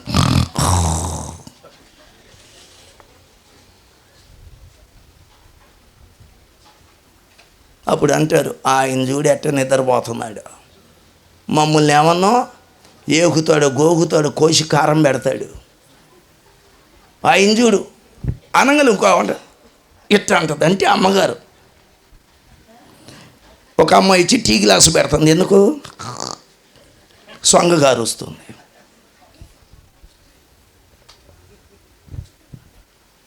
దాసులైన వారు యజమానులైన వారికి ఎదురు మాట చెప్పకూడదు. అప్పుడు నాయకులు సంతోషిస్తారు. చప్పట్లు కొట్టారు. అన్ని విషయములు యందు ఏమై ఉండాలి? నమ్మకస్తులై ఉండాలి. తర్వాత అన్ని విషయముల యందు వారిని సంతోష పెట్టాలి. ఎలా సంతోష పెడతామంటే వారికి లోబడి ఉండుట వలన. స్తోత్రం చెప్పండి. ఇది ఎవరికి చెబుతున్నాడు? దాసులైన వారికి. ఎక్కడికి వెళ్ళినా 2 గ్రూపులు. ఒకటి ఏలుబడి చేసే గ్రూపు, రెండవది నడిపించబడే గ్రూపు. ఒకటి పాలన చేసే పెద్దలు, రెండవది పరిపాలన కింద ఉండే దాసులు. ఇప్పుడు దాసులకు చెబుతున్నాడు, మీరు మీ పైన ఉన్న మీ నాయకులను సంతోషపెట్టాలి. ఎలా సంతోషపెట్టాలి? మీరు మీ సేవకునికి, మీ కాపరికి ఏదన్నా ఆయన చెప్పినప్పుడు ఎదురు మాట చెప్పక లోబడిపోవటమే. దేవునికి స్తోత్రం చెప్పండి. దావీదుని సౌలు పిలిచాడు. ఈ సౌలు దావీదుని ఎట్లా వేసేద్దావా అని చూస్తున్నాడు. సౌలు కనుక దావీదుని చంపితే ఇశ్రాయేలు అందరూ తిరగబడతారు. కాబట్టి ఈయన చేతికి మట్టి అంటకుండా ఎవడు దవ్వుకున్న గోతులో ఆయనే పడేయాలని చూసి, అబ్బాయి నువ్వు వెళ్ళి ఫిలిష్తీయులని పట్టుకుని 100 వాళ్ళందరికీ 100 మంది సున్నతి చేయి. సున్నతి చేసినట్టు గుర్తేంది? 100 కోళ్ళను పట్టుకుని 100 కోళ్ళని చంపరా అన్నాడు. చంపినట్టు గుర్తేందంటే 100 తలకాయలు తెమ్మన్నాడు. సో సున్నతి చేయి, 100 సున్నతి చేసిన తోళ్ళు నాకు లెక్క చూపించన్నాడు. దావీదు పోయి, ఏమండే ఇది న్యాయమైనా? కథ పెద్దలందరిని కూర్చోబెట్టి, అసలు ఒకడు సున్నతి చేస్తంటే వాడు ఇష్టపడ్డా వాడికే సున్నతి చేయటం కష్టమైతే అసలు ఫిలిష్తీయులకు సున్నతి చేస్తాం? వాడు సున్నతి చేస్తంటే వాడు అరిసి కేకలేసేటప్పుడు ఆ ఫిలిష్తీయులు 10 మంది వచ్చి నన్ను చంపేస్తారు కదా, ఇది న్యాయమేనా? ఇట్లా చెప్పొచ్చా నాయకుడు అన్నవాడు? ఇట్లా గోతులు దావచ్చా అని చిన్న కంప్లైంట్ కూడా ఇవ్వాల. ఎవరి మీద? సౌలు అనకూడదు. ఇప్పుడు నాయకుడి మీద. దావీదు ఎవరిప్పుడు? దాసుడు. సౌలు ఎవరిప్పుడు? నాయకుడు. మరేం చేశాడు? పోయాడంట. అట్ట పోయి ఇట్టు వచ్చాడు. రాజా తెచ్చాను అన్నాడు. పాలిథీన్ కవర్ తెచ్చాడు. పాలిథీన్ కవర్ మొత్తం దెమ్మరిచ్చాడు. లెక్క పెడుతున్నారు, 200 ఉన్నాయి. రేయ్, చేసినట్టు గ్యారెంటీ, రుజువు, ప్రూఫ్, డబ్బు కట్టినట్టు రిసిప్ట్ వచ్చేసింది. ఎట్రా? ఎదురు మాట్లాడకుండా లోబడితే దేవుడు జయం ఇస్తాడు. అంతేకాదు, ఎదురు మాట్లాడకుండా లోబడితే దేవుడు ఆలోచన ఇస్తాడు. ఏ ఆలోచన? అరే ముందు ఆయన సున్నత చేయమన్నాడు, గోప్యాంగ చర్మాలు తెమ్మన్నాడు. నువ్వు ముందు సున్నత చేయబాకు, ముందేం చేయి? వేసేసేయి, అని చంపేసేయి. ఆడు అరవడో కేకలేయడు. ఆ తర్వాత ఆపరేషన్ చేసేసేయి. ఆపరేషన్ చేసిన పీస్ తీసుకురా, సౌలు ముందు పడాయి. లోబడ్డాడు కాబట్టి దేవుడు దావీదుకి ఏమిచ్చాడు? ఆలోచన. లోబడ్డాడు కాబట్టి దావీదు దేవునికి ఏమిచ్చాడు? దావీదుకి దేవుడు ఏమిచ్చాడు? బలమునిచ్చాడు. స్తోత్రం చెప్పండి. జయమనిచ్చాడు. అందుకనే పెద్దవాళ్ళు ఏదైనా, సేవకులు ఏదైనా ఒక మాట చెప్పినప్పుడు, నాయకులు ఏదైనా ఒక మాట చెప్పినప్పుడు, విశ్వాసులకి పాస్టర్ గారు ఏదైనా ఒక మాట చెప్పినప్పుడు ఎదురాడకూడదు. సేవకులు నడిపిస్తున్న మిషనరీస్ తనతో ఉన్న తోటి సేవకులకి ఏదైనా ఒక మాట చెప్పినప్పుడు ఎదురాడకూడదు. నువ్వు బయలుదేరి వెళ్ళిపో. దేవుడు ఆలోచన ఇస్తాడు. ఆలోచనతో పాటు శక్తిని ఇస్తాడు. శక్తితో పాటు జయం ఇస్తాడు. జయముతో పాటు నాయకుడే నిన్ను ప్రమోషన్లోకి తీసుకొస్తాడు. దావీదు అలా చేశాడు. నాయకుడిని ఏం చేయాలి చెప్పండి? దాసులైన వారు తమ యజమానుల్ని ఏం చేయాలి? అది మన కాన్సెప్ట్ ఏంటి? మనం చెప్పుకుంటున్న అంశం ఏంటి? మనలను మనమే సంతోషపెట్టుకోవటం కాదు, మొదటగా మన పైన ఉన్న నాయకుల్ని సంతోషపెట్టాలి. మీరు ఒకసారి ఆదికాండానికి వస్తే 39వ అధ్యాయం 8-9 వచనాలు మీరు చదవద్దు, నేను చెప్పుకుంటూ వెళ్ళిపోతా. అక్కడ పోతీఫరు భార్య యోసేపు దగ్గరకు వచ్చి శోధించింది. ఏమని? మనిద్దరం ఒకటైపోదాం, మనిద్దరం రహస్యంగా కాపురం చేద్దాం, మనిద్దరం నా భర్త డ్యూటీకి వెళ్ళిపోయిన తర్వాత సహజీవనం చేద్దామని ఈయనకి కుట్రతో కూడిన ఆలోచన చెప్పింది. యోసేపు ఏమంటాడు? నిన్ను తప్ప మరి సమస్తమును నా యజమానుడు నాకు అప్పగించాడు, నిన్ను తప్ప. ఆయన అనుమతి లేదే దేన్ని తాకను. ఆయన అనుమతి ఇచ్చాడు కాబట్టి ప్రతిదాన్ని టచ్ చేశా. ధనాగారాన్ని అప్పచెప్పాడు, ఆహారాన్ని అప్పచెప్పాడు, వాహనాలు అప్పచెప్పాడు, డబ్బును అప్పచెప్పాడు, పనివారిని అప్పచెప్పాడు. సో ఇంతవరకు నేను నమ్మకంగా ఉండా. నాకు ఒక లిమిట్ ఉంది, నాకు ఒక పరిధి ఉంది, నాకు ఒక బౌండరీ ఉంది, నాకు ఒక హద్దు ఉంది. నా హద్దులో నేను ఉంటాను. తద్వారా పోతీఫర్కి ఏం కలిగింది? సంతోషం కలిగింది. చప్పట్లు కొట్టండి గట్టిగా. నాయకులను సంతోష పెట్టాలి అంటే మన హద్దులో మనం ఉండాలి. ఉజ్జా అనేవాడు ఆ మందసం ఇట్ట ఊరిగి పడిపోతున్నప్పుడు ఏం చేశాడు? పట్టుకోబోయాడు. ఏమయ్యాడు? చేసేది మంచి పనే, కానీ చెయ్యకూడని వాడు చేస్తున్నాడు. చెయ్యి పెట్టకూడని వాడు ఏలు పెడుతున్నాడు. ఒకసారి నేను మా చర్చిలో చెప్పాను, ఏంటి వాళ్ళు దశంభాగాలు ఇచ్చే కొద్దిగా 2-3 ఎంప్లాయీస్ సణుగుతున్నారు. ఏమని? పాస్టర్ గారికి దశంభాగం అయితే ఇల్లు కట్టుకోలేదు, స్థలం తీసుకోలేదు, స్కూటర్ కూడా తీసుకోలేదు, వాళ్ళకి పంచి పెడుతున్నాడు. పాస్టర్ గారికి ఈయనకి ఇచ్చాకంటే పాస్టర్ గారికి ఇస్తే మంచిదని ఇక మా ఇద్దరి మధ్య పెట్టేశారు. వీళ్ళ తెలివిలు భలే ఉంటాయి. దేవుడు ఏమన్నా అంటుకట్టుకుని ఉండమంటే వీళ్ళు ఏమంటున్నారు? భర్త ఆయనతో వదిలేమ్మ, మాతో అంటుకట్టుకుని ఉండు, మనతో గ్రూపు అయ్యగారు వీళ్ళే సంఘాన్ని 2 ముక్కలు చేస్తుంటారు. సరే పాస్టర్ గారి దగ్గరికి వెళ్ళారు, ఆమెతో చెప్పారు, అమ్మో చచ్చికి పెట్టుకున్న నా సొమ్ము నాకు వద్దమ్మా, మా ఆయనే నాకు సొమ్ము అంది. వాళ్ళ ఆశల్లో ఏం చేసింది? నీళ్లు పోసేసింది. నేను చెప్పా, ఇయ్యుడి అన్నాడు ప్రభు, మీరు ఇస్తున్నారు, ఇచ్చిన దాంతో స్థలం కొంటాను, బంగారమే కొంటాను, లేకపోతే తిండికే ఖర్చు పెడతాను, లేకపోతే మందిరాలే కడతాను, మందిరం కాకుండా సినిమా హాలే కడతాను. నన్ను లెక్కడిగవడెవడు? నువ్వు ఇచ్చావా లేదని నిన్ను లెక్క అడుగుతాడు, ఇచ్చిన దాన్ని ఏం చేసేవారని నన్ను లెక్క అడుగుతాడు. ఇష్టమైతే అండి, లేకపోతే మానుకోండి అన్న. అంటే వాళ్ళు ఏం చేస్తున్నారు? మేము ఇచ్చిన దాంతో పాస్టర్ గారు బతుకుతున్నాడు కాబట్టి మా మాట కొద్దిగా నేను వద్దా, కొద్దిగా నేను వద్దా, కొద్దిగా నేను వద్దా, కొద్దిగా నేను వద్దా, కొద్దిగా అంట. ఏంది? లిమిట్ ఉంది. సలహా ఇవ్వచ్చు కానీ ఆజ్ఞ ఇవ్వకూడదు విశ్వాసులు. అది గుర్తుపెట్టుకోండి.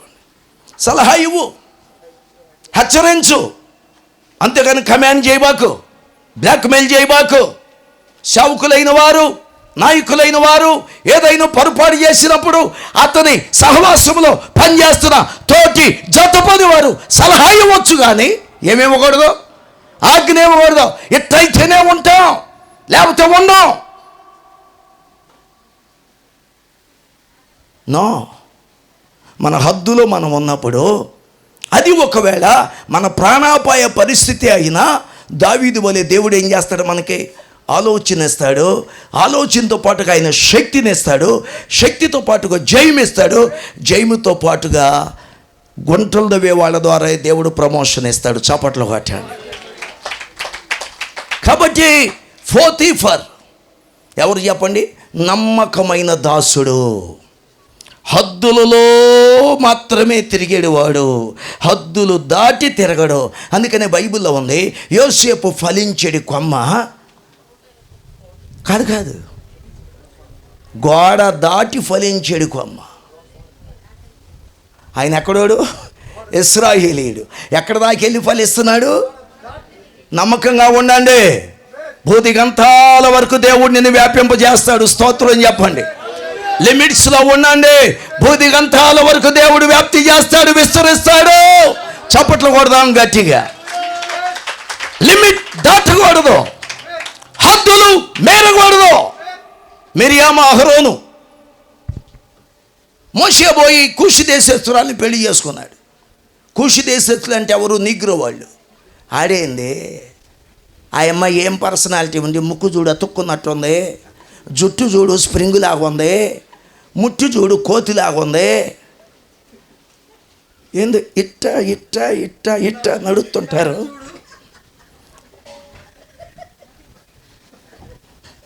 వాళ్ళని చూస్తేనే రాత్రుల్లో నిద్ర పట్టదు.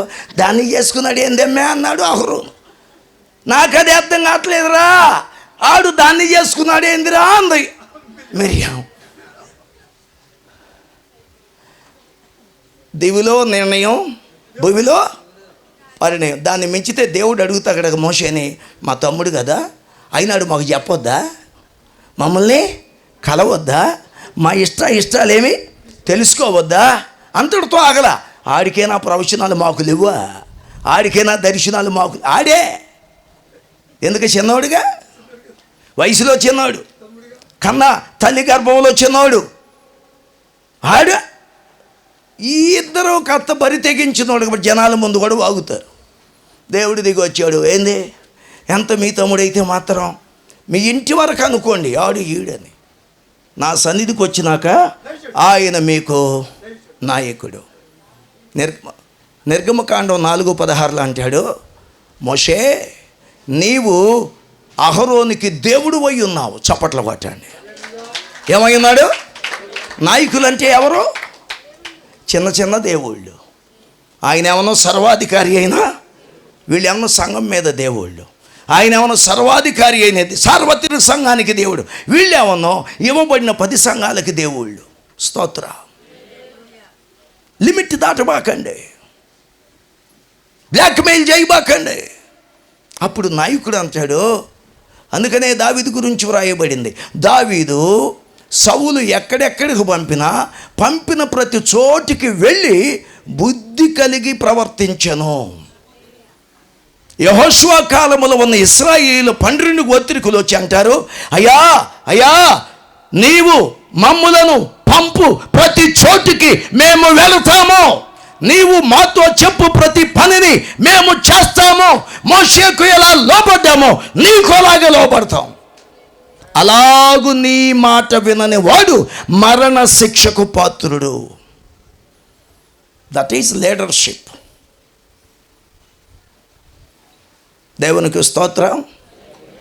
గట్టిగా చెప్పండి హల్లెలూయా. కాబట్టి దాసులైన వారు ఏం దాటకూడదు? పంటకాలవా కాదు. ఏం దాటకూడదు? నాయకుడు నియమించిన ఆజ్ఞ దాటకూడదు. వాళ్ళు పెట్టిన గీత దాటకూడదు. ఆ గీతలోనే ఆశీర్వాదం ఉంది. స్తోత్రం చెప్పండి. కొన్నిసార్లు అంట దేవుడు ముష్కరులైన యజమానులు పెడతాడంట మన మీద. ముష్కరులు అంటే ఎవరు? అపోస్తుల కార్యాలు 2వ అధ్యాయములో మీరు మూర్ఖులకు అన్నాడు కదా, దాని కింద ఫుట్ నోట్లు అంటాడు. వంకర మార్గం అంట. వంకర మార్గం. వంకర అంటే తోడేలు స్వభావం. తోడేలు వంకర మాటలు చెబుతుందంట. ఏదో ఒక వంక. ఒక గొర్రె పిల్ల నీళ్లు తాగుతుంది. ఇది ఇక్కడ తాగుతుంది, పైనుంచి నీరు వస్తుంది. ఒక తోడేలు ఆ కారు అంత దూరంలో నీళ్లు తాగుతుంది. గొర్రె పిల్ల ఇక్కడ నీళ్ళు తాగుతుంది. ఆ తోడేలు వచ్చి అంటదంట, ఏందే గొర్రె పిల్ల, నీ కళ్ళు నెత్తికొచ్చినాయా? అమ్మా తోడేలు సార్, నేనేం చేశాను సార్? ఏం లేదు, నేను తాగుతున్న నీళ్లు నువ్వు తాగుతున్నావు కదా, నువ్వు కెలికిలి చేస్తున్నావు నీళ్లు. ఆ నీళ్లు నేను ఎట్లా తాగేది? నీ ఎంగిల్ నేను తాగాలన్నంట. కాదు తోడేలు సార్, మీరు ఎత్తులో ఉన్నారు, నేను పల్లంలో ఉన్నారు, మీ ఎంగిల్ నీళ్ళు నేను తాగుతున్నాను. ఓస్ అది ఎత్త సరే కానీ 6 నెలల క్రితం నన్ను ఏందో అన్నావంట అందంట. ఎవరు? తోడేలు. ఈ గొర్రె పిల్లనంటే 3 నెలలేనండి నేను పుట్టి, ఇదిగో నా డేట్ ఆఫ్ బర్త్ అని బర్త్డే సర్టిఫికేట్ చూపించిందట. వంకర. దాన్ని కెలికి, దాన్ని గిల్లి, జగడం పెట్టి దాన్ని తినాలి. వాళ్ళంట వంకరోళ్ళు. ఈ వంకర కలిగిన వాళ్ళను కూడా దేవుడు యజమానులుగా పెడతాడంట. ఇక అధికారం అంతా వంకరే. 4 మడతేసే వాళ్ళందరూ ఆయన శిష్యులు అవుతారు. సత్యాన్ని పలికేవాడు ఆయనకి విరోధులు అవుతారు. అలాంటి యజమానులకు కూడా లోబడాలి. అలా లోబడ్డాడు ఎవరో? దైవజనుడైన దావీదు. చూడండి సమూయేలు మొదటి గ్రంథం 26వ అధ్యాయం 23, 24 వచనాలు త్వరగా తీయండి. సమూయేలు మొదటి గ్రంథం 26వ అధ్యాయం 23, 24 వచనాల్ని చదువుకుందాం త్వరగా. యెహోవా ఈ దినమున నిన్ను నాకు అప్పగించెను. ఆగండి, ఎవరు అప్పగించారు చెప్పండి. ఇప్పుడు మనం ఒక మనిషిని చంపేసి మనకి ఏమంటారు? దాన్ని మర్డర్ అంటారు, హత్య అంటారు. ఇదే గవర్నమెంటు ఒక వ్యక్తికి ఉరిశిక్షని ప్రకటించింది కోర్టు. పోలీసు వారు తీసుకొచ్చి ఆ వ్యక్తిని ఉరికంబం దగ్గర నిలవబెట్టారు. ఇప్పుడు ఉరి తీసేవాడిని ఏమంటాం? తలారి. ఇప్పుడు ఈ వ్యక్తి వీడిని ఉరి తీసినందుకు వాడికి గవర్నమెంట్ ఏమిస్తుంది? జీతం. మరి ఇదేంది? ఇదేంటిది? అదేమన్నా గవర్నమెంట్ అప్పచెప్పిన బాధ్యత. ఏది? ఒక వ్యక్తిని సమాజానికి హానికరుడుగా ఉన్నాడు, వాడిని ఉరిదీయమని గవర్నమెంటు ఇలాంటి వాళ్ళని చంపటానికి ఒక వ్యక్తిని పెట్టింది. ఆ వ్యక్తి పేరు తలారి. వాడికి గవర్నమెంట్ జీతం ఇస్తుంది.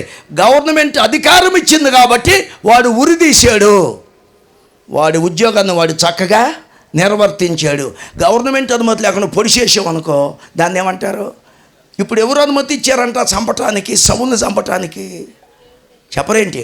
యెహోవాయే ఈ దినమున నిన్ను నాకు అప్పగించాడు. దేవుడు అప్పగించాడు. దేవుడు ప్రవచనం చెప్పాడు. ప్రవక్తలు ప్రవచించారు. నీ శత్రువులను నీ చేతికి అప్పగిస్తానని దేవుడే చెప్పాడు. ఆ రోజు వచ్చింది, నువ్వు నా దొరికావు. ఇప్పుడు నేను ఏ చేస్తే నీకు దిక్కులేదు. అయినా యెహోవా చేత అభిషేకించబడిన వాడిని నేను. ఈ మాటలు విన్నాడు ఎవరో? సౌలు. అబ్బాయి నన్ను చంపటం నీకు అవకాశం వచ్చిందా? నన్ను చంపకుండా విడిచిపెట్టావా? ఎవర్రా అసలు నా దగ్గరికి నువ్వు ఎప్పుడు వచ్చావరా అన్నాడు. అయ్యా ఎదుగో నువ్వు పై వస్త్రం వేసుకుంటావు కదా, కండవా, ఆ కండవ చూడు, కోసేసి ఉంది చూడు. చూశాడు, కోసేసి ఉంది. ఇదిగో కోసేసిన ముక్క నా దగ్గర ఉంది. నీ కండవ కోసేనంటే నీ ఎక్కడికి వచ్చినట్టు? నీ దగ్గరికి వచ్చినట్టే కదా. అదే గుడ్డను పోయకుండా నిన్ను కొత్తే గుడ్డ తగినట్టు ముక్క అయిపోయేవాడు కదా. కాబట్టి దేవుడు నిన్ను నా చేతికి అప్పగించాడు. అయినా నా మనస్సాక్షి అంటుంది, వాడు యెహోవా చేత అభిషేకించబడి వాడిని మూటగట్టుకోవద్దు. దేవుని చేత అభిషేకించబడిన వాడు మూటగట్టుకోవద్దని నా మనస్సాక్షి చెప్పింది. అందుకని నేను నిన్ను ముట్టలేదు. దాసుడైన దావీదు యజమానుడైన సౌలుని ఏం చేశాడు చెప్పండి? సంతోషపరిచాడు. ఇక సౌలు అంటాడు, నాయనా దావీదా, నీదేనా ఈ స్వరం? దేవుడు నిన్ను దీవిస్తాడు, రాబోయే కాలం నువ్వే రాజు అవుతావో. అయ్యో నేను చేసిన కీడంతా మనసులో పెట్టుకుని నా సంతానానికి నువ్వేమన్నా హాని చేస్తావేమో ప్రమాణం చేయి. నా తర్వాత నా కొడుకు కాదు రాజు, నువ్వే రాజు అవుతావు, నువ్వే సింహాసనం మీద ఉంటావు, నువ్వు చెప్పిందంతా జరిగింది. అప్పుడు నా సంతానం ఉన్నారు, నా కుమారులు, నా మనవాళ్ళు, వీళ్ళందరూ ఉన్నారు, వాళ్ళని చంపుతామేమో. ఒక్కసారి ఆ మంచి మనసుని నాతో పాటుగా నా సంతానం మీద కూడా చూపించన్నప్పుడు దావీదు చెయ్యెత్తి ప్రమాణం చేస్తున్నాడు. చప్పట్లు కొట్టండి. విన్నారా? అవకాశము దేవుడే ఇచ్చిన అవకాశాన్ని వాడుకోలేదు. నాయకుడిని ఏం చేశాడు చెప్పండి? మనోళ్ళు వెన్నుపోటు, దైవపోటు. యోసేపు వెన్నుపోటు పడవల, దావీదు దైవపోటు. ఏ పోటు మనం పడకూడదు, ఏ పోటు మనం దేనికి పాల్పడకూడదు. మనం అవసరమైతే వాళ్ళ కోసం ఏ పోటైనా పడాలి. దేవునికి స్తోత్రం. మాకు బైబిల్ స్కూల్ ఉంది. ఆ బైబిల్ స్కూల్లో ఉన్న స్టూడెంట్స్ని తీసుకుని వైజాగ్ వెళ్ళాం మేము. అక్కడ మమ్మల్ని నడిపిస్తున్న దైవజనులు ఎవరంటే పాస్టర్ పి యేసుపాదం అన్నయ్య గారు, లవ్ అండ్ కేర్ మినిస్ట్రీ. ఆయన గారు ఏం చేశారంటే కొరియా నుండి, అమెరికా నుండి కొంతమంది ఫారినర్స్ వస్తే కాస్త ఇంగ్లీష్ మాట్లాడగలిగిన వాళ్ళు, కాస్త తెలివి కలిగిన వాళ్ళకి ఆ ఫారినర్స్ని అప్పగించాడు. నాకు ఒక 4 అప్పగించాడు కొరియా వాళ్ళని. మా అన్నయ్య గారు ఉన్నారు కృపారక్షణ గారు, ఆయనకు ఒక 4 అప్పగించారు. ఇక మనమైతే ఉంది, దూకుతాం కదా, పరిగెత్తుతాం, దూకుతాం. వాళ్ళు ఏమన్నా నడవలేక చెప్పులు రాసుకుపోయి ఎండక వాళ్ళు కూడా నడుస్తున్నారు. అల్లాడిపోతుంటే వాళ్ళని కాస్త అక్కడ కూర్చోబెడతా వెళ్ళాం. కాసేపు ఉన్న తర్వాత మాకు ముందుగా వెళుతున్న వారు ఎటు వెళ్ళారో మాకు తెలియలే. అది ఏజెన్సీ ఏరియా. నక్సలైట్లు మమ్మల్ని చంపవచ్చు పోలీసులు అనుకుని, లేదా పోలీసులు మమ్మల్ని నక్సలైట్లు అనుకుని చంపవచ్చు, లేదా దారి దొంగలు ఉంటారు, వీళ్ళ దగ్గర డబ్బు ఉందని మమ్మల్ని కొట్టవచ్చు. అలాగే వాళ్ళని కాపాడుకుంటూ వెళుతున్నాం. ఎటు దారో తెలియలే, అన్ని కొండలు, ఎటు బావాలు తెలియలే. ఎంతలోనే మాకు డ్రమ్ము శబ్దాలు, పాటల శబ్దాలు వినబడి, ఓహో మనోళ్ళు ఇటు ఉండారని ఆ దిక్కు గుండా వెళ్ళాం. వెళ్ళిన తర్వాత కిలోమీటర్న్నర నడిచిన తర్వాత వాళ్ళని కలుసుకున్నాం. అప్పుడు దైవ సేవకులు యేసుపాదం గారి దగ్గర బాగా ఎంత బెత్తం ఉంది. ఏందది? వెదురు కర్ర, గాలాలకి వేస్తారే, ఏదంతలా ఉంది, బాగా ఎంత బారుంది. రాంగంలో యారా ఎంతసేపు ఉండేది మీరు? ఏం మాట్లాడుతున్నారు వాళ్ళతో? వాళ్ళ అడ్రస్లు ఏమైనా తీసుకుంటున్నారా? అనుమానం కాదు, అనుమానం అయితే అసలు ఆయన ఎందుకు అప్పగిస్తాడు మాకు? నమ్మకమే, నమ్మకాన్ని మరలా టెస్ట్ చేస్తున్నాడు. వాళ్ళు ఏమన్నా ఇస్తానన్నారా? మీరు తీసుకోరులే. వాళ్ళు ఏమన్నా ఇస్తానన్నారా అని అన్నాడు. అయినా మధ్యలో ఎంత లేట్ ఎందుకు అయిందని, మా అన్నయ్య ఏమన్నా వైజాగ్ బైబిల్ కాలేజీ ప్రిన్సిపాల్, నేనేమన్నా పొన్నూరు బైబిల్ కాలేజీ ప్రిన్సిపాల్ని. మా ఇద్దరిని ఆ ఎదురు కర్రబడికిన పెట్ట మా స్టూడెంట్స్ ముందు బాధపడేస్తున్నాడు. No comment. సంతోషించాం, స్తోత్రం చెప్పండి. ఆనందించాం, దేవునికి స్తోత్రం చెప్పండి. మా వాళ్ళ ముందు మా పరువు తీశాడు, మా వాళ్ళ ముందు ఎందుకు సిగ్గెందుకు? నాయకుడు కొట్టుట, ఆయన గద్దించుట మాకు తైలాభిషేకం. చప్పట్లు కొట్టండి. దాసులైన వారు, యజమానులైన వారిని ఏం చేయాలి చెప్పండి? సంతోషపెట్టాలి. పోతీఫరు ఇంటిలో యోసేపు యజమానుని సంతోషపెట్టాడు. సౌలు దగ్గర దావీదు ఏం చేశాడు చెప్పండి? యజమానుణ్ణి సంతోషపెట్టాడు. ఇలాగూ దాసులైన మనం మన పైన ఉన్న యజమానులను సంతోషపెట్టాలి అంటే మనలను మనము సంతోషపెట్టుకొనుట అనే దాన్ని మైనస్ చేయాలి. ఇప్పుడు చెబుతాను చూడండి, ఈక్వేషన్ ఒకటి చెబుతాను. దాసులు మైనస్ స్వీయ సంతోషం. దాసులోంచి ఏమేంటి పోవాలి? మనల్ని మనం సంతోష పెట్టుకొనుట అనేది వెళ్ళిపోవాలి. అప్పుడు మనం ఏ దాసులం అవుతాం? నాయకుడిని సంతోష పెట్టే దాసులం అవుతాం. మరలా చెబుతున్నాను, దాసులు మైనస్ స్వీయ సంతోషం. మనల్ని మనం సంతోష పెట్టుకున్నట్టు అనేది ఎప్పుడైతే మానేస్తామో అప్పుడు నాయకులను సంతోష పెట్టే దాసులుగా ఉంటాం. అదే క్రీస్తు యేసు మనస్సు. ఆయన తన్ను తాను సంతోషపరుచుకొనలేదు. దేవునికి స్తోత్రం చెప్పు. ఒక్క విషయం చెప్పి నేను ముగిస్తాను క్లుప్తంగా. అదేంటంటే ఇప్పుడు దాసుల గురించి చూసాం. ఇప్పుడు ఎవరి గురించి చూడాలి? నాయకుల గురించి చూడాలి. స్తోత్రం, హల్లెలూయా. నాయకులు ఏం చేయాలి? నాయకులు కూడా దాసులు ఎలాగైతే వాళ్ళ కోసం వాళ్ళు బ్రతకటం కాదు. ఎవరి కోసం బ్రతకాలి? నాయకుడి కోసం బ్రతకాలి. వాళ్ళను వాళ్ళు సంతోష పెట్టుకోవటం కాదు. ఎవరిని సంతోష పెట్టాలి? నాయకుడిని సంతోష పెట్టాలి. ఇప్పుడు నాయకులైన వారు వాళ్ళని వాళ్ళు సంతోష పెట్టుకోవటం కాదు, వాళ్ళు కూడా వాళ్ళను వాళ్ళు సంతోష పెట్టుకోవటం ఆపేసి మందను సంతోష పెట్టే పని చేయాలి. స్తోత్రం చెప్పండి. తనను వెంబడించే శిష్యులను సంతోష పెట్టే పని చేయాలి. దేవుని వాక్యంలో చూపెడతాను చూడండి. మత్తయి సువార్త 8వ అధ్యాయం 6వ వాక్యం తీయండి, త్వరగా తీయండి. ప్రభువా, నా దాసుడు పక్షవాయువుతో మిగుల బాధపడుచు వేడుకొనెను. ఇప్పుడు ఎవరు అడుగుతున్నారు యేసు ప్రభుని? శతాధిపతి. శతాధిపతి అంటే అర్థం ఏంటి? 100 మంది సైనికుల మీద అధికారు. అంటే ఆయన కింద ఎంతమంది ఉన్నారు? 100 మందిలో ఒకడికి ఏమొచ్చింది? పక్షవాతం. అవునా? 100 మంది సైనికులు ఆయన కింద ఉంటే 100 మందిలో ఒకడు పక్షవాతం వచ్చింది. ఇప్పుడు ఏం చేయాలి? ఈయన 100 మందిలో ఒకడు పక్షవాతంతో ఉన్నాడు. మిగిలిన 99 మంది నడవగలిగిన వాళ్ళు, ఎగరగలిగిన వాళ్ళు, యుద్ధం చేయగలిగిన వాళ్ళు కదా. వాళ్ళల్లో ఒకరిని పిలిచి, రే ఎట్రారా, యేసుప్రభు వచ్చాడంట, మరి వీడికి బాగాలేదు, ఓసారి ఏమన్నా యేసుప్రభుని మన ఇంటికి రావటానికి టైం ఉందేమో, పోయి ఆయనతో మాట్లాడరని సైనికుడిని పంపించాలి. కానీ ఈయన సైనికుడిని పంపించట్లా. డైరెక్ట్గా ఎవరు వెళ్ళారు? నాయకుడైన వాడు, 100 మీద అధిపతి అయిన వాడు, ఒక రోగి కొరకు పోయి ప్రభు దగ్గరికి వెళ్ళి వేడుకొనేనో రిక్వెస్ట్ చేస్తున్నాడు. ఎవరి కొరకు? ప్రభు దగ్గరికి వెళ్ళి చేతులు కట్టుకున్నాడు శతాధిపతి. ఎవరి కొరకు? ప్రభు దగ్గరికి వెళ్ళి దండం పెడుతున్నాడు శతాధిపతి. ఎవరి కొరకు?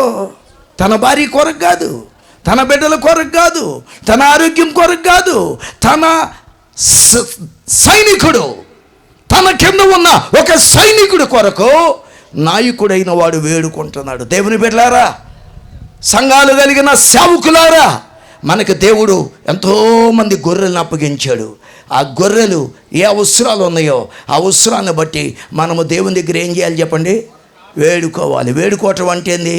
బతివులాడుకోవటం. బతివులాడుకోవటాన్ని గురించి యాకోబు గురించి రాస్తాడు హోషయి. అతడు కన్నీళ్ళు విడుచొచ్చు దేవుని బ్రతిమాలుకొనెను.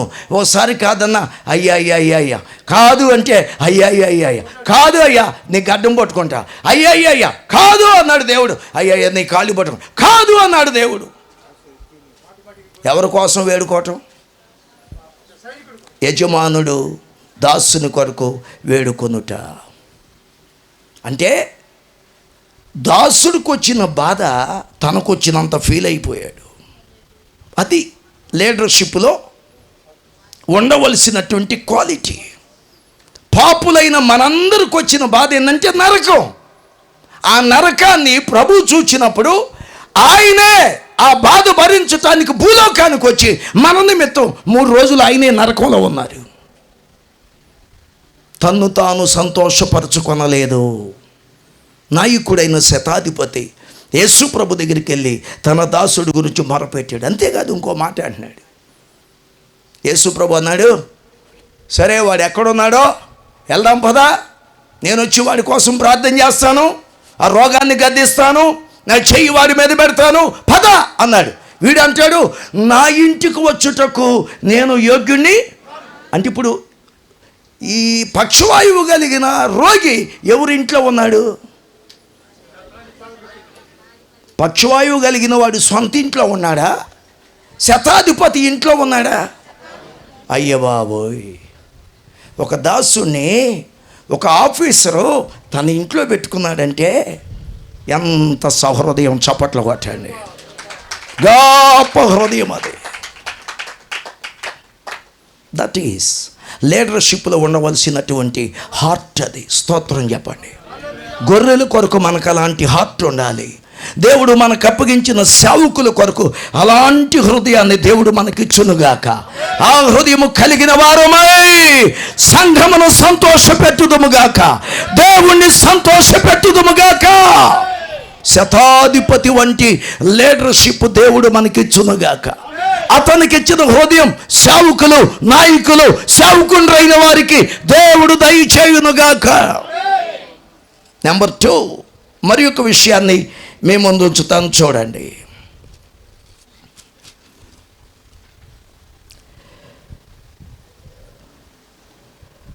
ఫిలోమోను పత్రిక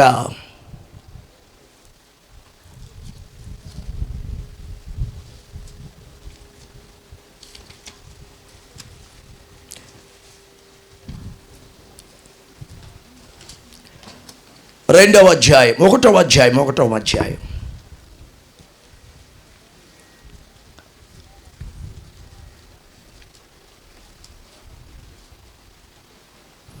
అక్కడ పౌలు గారు 7-8 వచనాలు అనుకుంటా అక్కడ అంటాడు, ఎవరిని? ఒనేసిము గురించి అంటాడు. అయ్యా, అతడు ఒకప్పుడు నీకు అపకారి, ఒకప్పుడు నీ ఇంట్లో దొంగతనం చేశాడు. అయితే వాడిని నువ్వేం చేయాలంటే, వాడు నాతో జైల్లో ఉన్నాడు, ఇతను ఒనేసిము అనేవాడు, వాడు మార్చబడ్డాడు, నా ప్రాణ ప్రియుడైపోయాడు, నాకు పరిచారకుడు అయిపోయాడు, వాడిని మరలా నీ ఇంటికి పంపిస్తున్నాను, నన్ను బట్టి వాడిని చేర్చుకో. వామ్మో, నిన్ను బట్టి చేర్చుకుంటా, మళ్ళీ నా ఇంట్లో కన్నం వేస్తే? పౌలు గారు అన్నాడు, ఒకవేళ వాడు నీకేదైనా చేస్తే దానిని నా ఖాతాలో రాసేసేయి అన్నాడు. ఏందా హృదయం? లీడర్షిప్లో ఏముండాలి? ఎదుటి వాళ్ళ బలహీనతలు, ఆర్థిక పరిస్థితులు భరించే స్థితికి రావాలి. స్తోత్రం చెప్పండి. మనందరూ ఏం చేస్తాం చెప్పండి? మా మినిస్ట్రీలో ఉన్నారు, ఆ మినిస్ట్రీలో ఉన్న వాళ్ళు వాళ్ళ సంఘాల్లో వాళ్ళకు వచ్చిన దానిలో దశంభాగం నాకేస్తారు. దశంభాగం వీలేదు ఏందని అంటాం, కానీ నీ బాకీ తీరిందా? నీ పిల్లలు చదువులు ఫీజులు కట్టావా? అమ్మాయి హాస్పిటల్కి వెళ్ళింది, ఏమన్నా బిల్లులు కట్టావా? హాస్పిటల్కి వెళ్ళింది, ఏమన్నా మెడిసిన్ తెచ్చుకున్నారా అని అడిగామనుకో, కదిలించుకుని కంపు చేసుకున్నట్టు. అయ్యా ధైర్యం కూడా ప్రార్థన చేస్తున్నాం, రాత్రి కూడా ప్రార్థన చేసాం, సంఘం అంతా చేస్తున్నారు ప్రార్థన. ఇది ఒకటి మాత్రం ఆనవాయితీగా వాడేసి ఆ ఇబ్బందులు ఉన్న దాసుడిని వదిలి మన మార్గంలో మనం వెళ్ళి మనలో మనం సంతోషపెట్టుకుంటున్నాం. పౌలు గారు అంటాడు, కాదు, వాడు ఏమైనా నీకు నష్టం చేస్తే వాడి నష్టాన్ని నేను భరిస్తా. స్తోత్రం చెప్పండి. యేసు ప్రభు చెప్పాడుగా మంచి సమరయుని గురించి. ఏం చేశాడు మంచి సమరయుడు? ఏం చేశాడు? గాయాలు కట్టాడు, నూనె పోసి గాయాలు కట్టాడు, ద్రాక్షారసం తాగిచ్చాడు, తన వాహనం మీద వీడిని ఎక్కించుకున్నాడు, పూటకోళ్ళ వాని ఇంటికి చేర్చాడు, 2 కాసులు ఇచ్చాడు. ఇంకా ఏమైనా ఖర్చు అయితే బాకీ అయితే మళ్ళీ నేను వచ్చి కడతా. వింటున్నారా?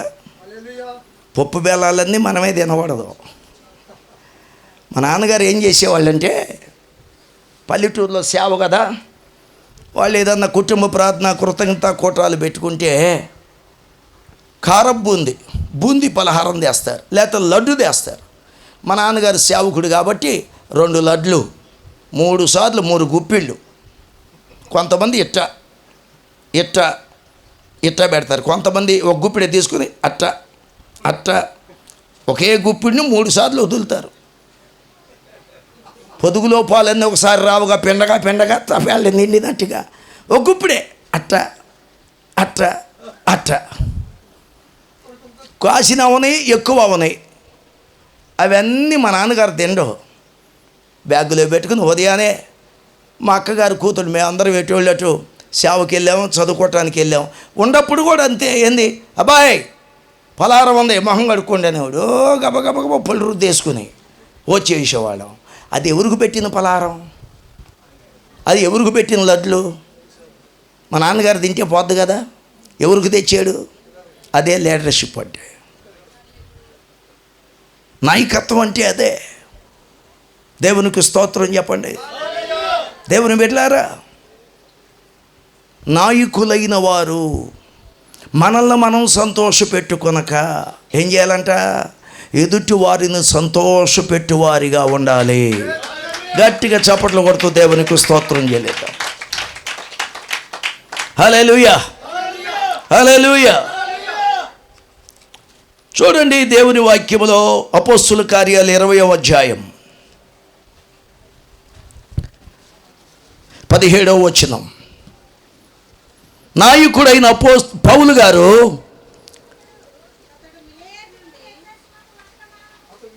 ఒక్క నిమిషం, 20వ అధ్యాయము 20వ వచనం అనుకుంటా. మరియు ప్రయోజనకరమైనది ఏదియో దాచుకొనక బహిరంగముగాను ఎంటెంటను ఏం చేస్తున్నాను? ప్రయోజనకరమైనది ఏది దాచుకోవాలా. నాయకుడు, సేవకుడు, పాస్టర్ గారు, మిషనరీస్ ఏది ప్రయోజనమో దానిని మనం దాచుకోకూడదు. ఇంటెంట బహిరంగంగా ఏం చేశాడంటే దాన్ని పంచిపెట్టాడంట. దేవునికి స్తోత్రం చెప్పండి. మనల్ని మనం సంతోషపెట్టుకోవటం కాదు, ఎదుటి వారిని కూడా సంతోషపెట్టాలి. అది క్రీస్తు యొక్క మనస్సు. అది దాసుడు కలిగి ఉండాలా మనస్సు, అది నాయకులు కలిగి ఉండాలా అలాంటి మనస్సునే. ప్రయోజనకరమైన సమస్తాన్ని పంచిపెడుతూ ఉన్నాడు. అందుకనే అపోస్తుల కార్యాలు చివరి అధ్యాయంలో ఉంటుంది. పౌలు 2 సంవత్సరములు పూర్తిగా అద్దె ఎంట ఉండెను, పంచిపెట్టేసాడు. దేవుడిస్తే స్తోత్రం, దేవుడిచ్చింది దాన్ని జనాలకు పంచటమే. ఇదే 2వ అధ్యాయం అపోస్తుల కార్యాలు 46వ వచనం. వారు తమకు కలిగిన చరస్థిర ఆస్తులు అమ్మి అపోస్తుల పాదాల దగ్గర పెట్టారు. వారు ఏం చేశారు? ప్రతివానికి వారి వారి అక్కర కొలది. స్తోత్ర.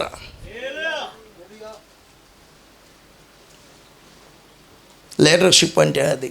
లీడర్షిప్ అంటే చెప్పండి, మనల్ని సంతోషపెట్టుకోవటం కాదు. చెప్పండి, మనతో ఉన్న తోటి దాసుల్ని ఏం చేయాలి? అది హ్యాపీగా ఉన్నారా లేదా? సంతోషంగా ఉన్నారా లేదా? ఏసన్న గారు ఒకసారి మా ఏరియా వచ్చాడు. మమ్మల్ని ఏదో వడ్డించడానికి పెట్టారు. ఏసన్న గారిని లోపలికి రమ్మన్నారు. కూర్చున్నాడు, చేయి కడుక్కున్నాడు. టక్కన బయటకు వచ్చాడు ఏసన్న గారు. మా వాళ్ళకు పెట్టారంటే పెట్టారన్నాడు. టక్కన బయటకు వచ్చాడు. బయటకు వచ్చి ఏం కూరలు వేసారో చూశాడు. ఏం కూరలు రా అన్నాడు. మా గోంగూర పప్పు, వంకాయ కూర, పచ్చిపప్పు. గుడ్, తినండి రా అన్నాడు. లోపలికి వెళ్ళాడు. ఈయన కూర్చున్నాడు. ఈయనకి నాటుకోడి పెట్టాడు. టక్కన చేయగడుకుని బయటకు వచ్చేసాడు. కారు ఎక్కి కూర్చున్నాడు. ఏసన్నా అయ్యగారు, అన్నయ్య నీకోసం నాటుకోడి. ఆయన అన్నాడు, నేను ఒక్కడనే సంతోషపడతాం కాదు, నేను అట్ట పెంచుతాను వాళ్ళు. నేనేం తింటాను అది వాళ్ళకు పెడుతున్నాను. స్తోత్రం. డాక్టర్ ఎంఏ పాల్ గారు ఒక దినాన ఒక దైవజనుడు ఏజెన్సీ ఏరియా సేవకు వెళ్ళటానికి వచ్చారు. వచ్చి ఈయన దైవజనుడు పెద్ద, ఆయన 600 సంఘాలు ఉన్నాయి ఎంఏ పాల్ గారికి ఏజెన్సీ ఏరియా చుట్టుపక్కల, విశాఖపట్నం ఆ ఏరియాల్లో. సరే ప్రార్థన చేయించుకుందామని వచ్చాడు. ఈయన అన్నాడు, లోపలికి రమ్మన్నాడు. ముందు భోంచేయి, తర్వాత ప్రార్థన చేస్తానన్నాడు. ఆయనకు భోజనం పెట్టించాడు. తన దగ్గర ఉండే పరిచారకులను పిలిచాడు. ఏమన్నాడు? నా రూములోకి వెళ్ళి ఫ్యాను, సోఫా, కుర్చీలు డబల్ కాటు ఏమేమి ఉన్నాయి మొత్తం ఆ లారీకి వేసేసేయమన్నాడు. వీళ్ళు ఏం చేశారు, అన్నీ వేసి వేయలే, అన్నీ వేసారా, వేసేసాం. ఈయన ఏం చేశాడు, ఎంఏ పాల్ గారు గదిలోకి వచ్చి చూస్తే ఏసీ ఉంది అన్నాడు. ఇది వేయలేదేంటి, ఇది కూడా వేయమన్నాను కదా, ఆయన ఏజెన్సీ వెళ్తున్నాడు, ఆయనకి ఇచ్చి పంపమన్నాను కదా అని అన్నప్పుడు ఆయనతో ఉన్న పరిచారకులు అన్నారు, అయ్యగారు డాడీ అంటారు ఆయన, డాడీ నువ్వెంతో కష్టపడి అలిసిపోయి దూర ప్రయాణాలు చేసి వచ్చి కాసేపు అయినా సుఖంగా నిద్రపోతావు, ఆ ఏసీ ఉంటే అది కూడా ఇచ్చేస్తే మీకు నిద్ర పట్టదు కదా అన్నప్పుడు ఏం చేశాడో తెలుసా, అది కూడా ఇప్పదీయండి అన్నాడు. అది కూడా ఇప్పదీసేది లారీలు వేసిన తర్వాత ప్రార్థన చేసి పంపించాడు. మన ఇళ్ళల్లో ఏమండి ఓల్డ్ సామాన్ ఎంత ఉందో ఉల్లిపాయలోకి కూడా వెయ్యం.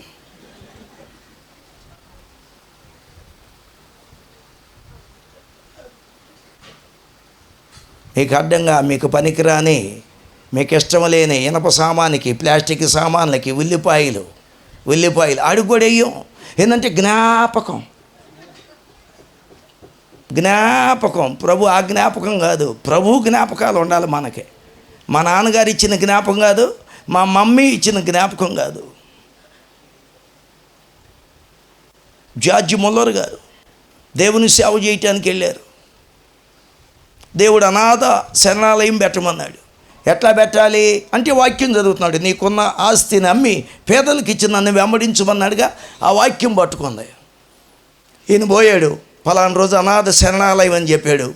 మరి డాకాలు గేకాలు అన్నీ కొనాలి, వంట సామాన్ తేవాలి, సరుకులు తేవాలి. భార్యని అడిగాడు, నీ దగ్గర ఏమైనా ఉందా, లేదు. నా దగ్గర ఏముంది, ఉండేవి కానీ అవి చాలిన సరుకులకి సామాగ్రికి చాలవు, ఇప్పుడు ఏం చేద్దాం, ఏమీ లేదు. ఆయన పెళ్ళి ఉంగరం ఈమె పెళ్ళి ఉంగరం 2 ఉంగరాలు తీసుకెళ్ళి అమ్మి దాంతో స్టార్ట్ చేశారు. వివాహ సూచిక. ఇది చూసినప్పుడల్లా ఆయన గుర్తుకు రావాలంటే ఎవరో అంటే, లేకపోతే గుర్తుకురాడా? ఉంగరం జ్ఞాపకం చేస్తుందా, నిబంధన జ్ఞాపకం చేస్తుందా? ఇది మా నాన్న బొబ్బున్న మంచం అంటున్నాడు ఒక ఆయన. నథింగ్. దేని ద్వారా నువ్వు సంతోషిస్తున్నావో, ఏది నిన్ను సంతోషింప చేస్తుందో దానిని ఎదుటివాడికి నీవు ట్రాన్స్ఫర్ చేసే వ్యక్తిగా ఉండాలి. దాసుడైనంతే, యజమానుడైనా అంతే. ఇప్పుడు వద్దాం, నేను క్రీస్తును పోలి మీరును నన్ను పోలి. ఆ క్రీస్తు యొక్క జీవితం ఏందో రోమా 15:1, 2, 3 చెబుతున్నాడు. ఆ క్రీస్తు యొక్క స్వభావం ఎలాంటిదంటే తన్ను తాను సంతోషపరుచుకోలేదు. అలాగే మనము కూడా మనల్ని మనం సంతోషపరచుకోవటం కాదు, మనల్ని ఆనందింపజేసేవి ఎదుటి వారికి ఇవ్వటం ద్వారా వారు కూడా ఆనందిస్తారు. చప్పట్లు కొడదాం గట్టిగా. అది స్తోత్రం. హల్లెలూయా. ఇవన్నీ ఎప్పుడు జరుగుతాయి అంటే, ఎప్పుడు జరుగుతాయి? యేసన్న గారు పాట రాశారు, కానుక తెచ్చితి నీ సన్నిధికి అని మనం పాడతాం. కానుక తెచ్చాను, 5,000 ఉంచుకుని 500 తెచ్చాను. 50,000 బ్యాంకులో పెట్టుకుని 5,000 జేబులో పెట్టుకొచ్చాను. కానుక తెచ్చితి నీ సన్నిధికి. ఇది మన పాట. మనమేం దొంగ పాట పాడుతున్నాం. కానుక నైతి నేడయ్యావు కానుక.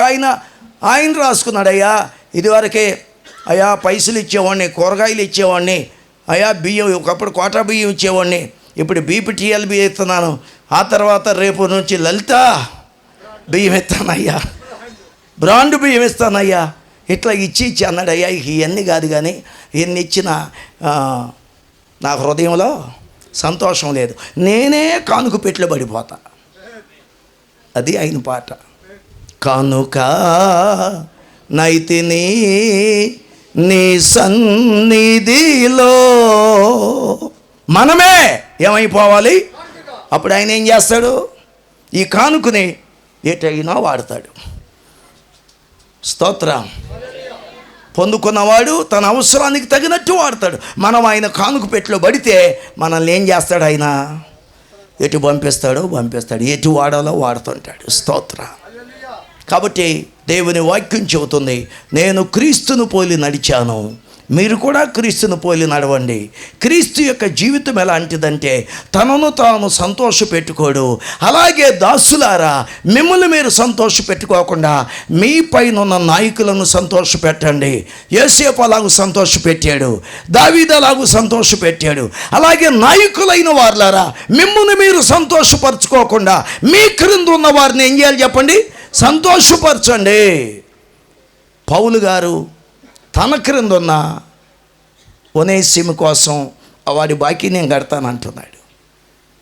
సమరయుడు తాను తెచ్చుకున్న ద్రాక్షరసం, తాను తెచ్చుకున్న నూనె, తనను మోసే వాహనాన్ని ఆ కొట్టబడిన వాడికి ఇచ్చి తాను పైకచ్చు తెచ్చుకున్న సొమ్ముని పోటుకోళ్ళ వాని ఇంటి వద్ద ఇచ్చి అంటాడు, మరలా వస్తా, బాకీ అయితే మళ్ళీ కడతా. అందుకనే కొరింథీ సంఘం గురించి పౌలు గారు చెబుతారు. 2వ కొరింథీ పత్రిక 8వ అధ్యాయంలో ఆ మాసిదోనియా సంఘస్థులంట సామర్థ్యము కొలదిగాక కాక సామర్థ్యమునకు మించి ఇచ్చిరి. సామర్థ్యానికి మించి ఇవ్వటం అంటే ఏంటి? మన తాహతకు మించి. అప్పుడు ఏం చేయాలి? మనం లోన్ తీసుకోవాలి, అప్పు తీసుకోవాలి. పిల్ల పెళ్ళి, అబ్బాయి ఇంగ్లాండ్లో పనిచేస్తున్నాడు, 5 లక్షల జీతం నెలకి. నాకు కట్నమేం వద్దు అన్నాడు. కాకపోతే భోజనం ఖర్చులు ఇవ్వండి ఒక 10 లక్షలు అన్నాడు.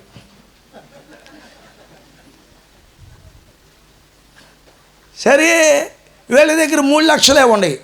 అయ్యా 3 లక్షలే ఉండయి అన్నారా, ఇక జంపు ఇంకోటి చేసుకుంటారా ఇంకోళ్ళు అని ఏం చేస్తారు? తలైనా తాకట్టు పెడదాం అని ఏం చేస్తారు చెప్పండి? 5 రూపాయలు వడ్డీ అయినా 10 రూపాయలు వడ్డీ అయినా ఏదో ఒకటి తలైనా తాకట్టు పెట్టి ఏళ్ళ కాళ్ళు పట్టుకుని ఏం చేస్తారు చెప్పండి? ఎలా చేసావు పెళ్ళి అంటే, నా తాహతకు మించి, సామర్థ్యమునకు మించి. కొరింథీ సంఘం ఎలాంటిదంటే, మాసిదోనియా సంఘం ఎలాంటిదంటే వాళ్ళ స్థాయికి మించి దేవునికి ఇచ్చేవారుగా ఉండారంట. స్థాయికి మించి అంటే అప్పు చేసి. విధవరాలు ఎంత ఇచ్చింది? కలిగిన యావత్తు ఇచ్చింది. మాసిదోనియా సంఘస్థులు కలిగింది కాదు, కలిగిన దానికి మించి ఇస్తారంట. సేవను సంతోష పెట్టడానికి, నాయకుడిని సంతోష పెట్టడానికి. ఈ దినం వాక్యం విన్నటువంటి మనం క్రీస్తును పోలి నడుచుదముగాక. యేసయ్య మనలో కనబడునుగాక. యేసయ్య వలె నడుచుదముగాక.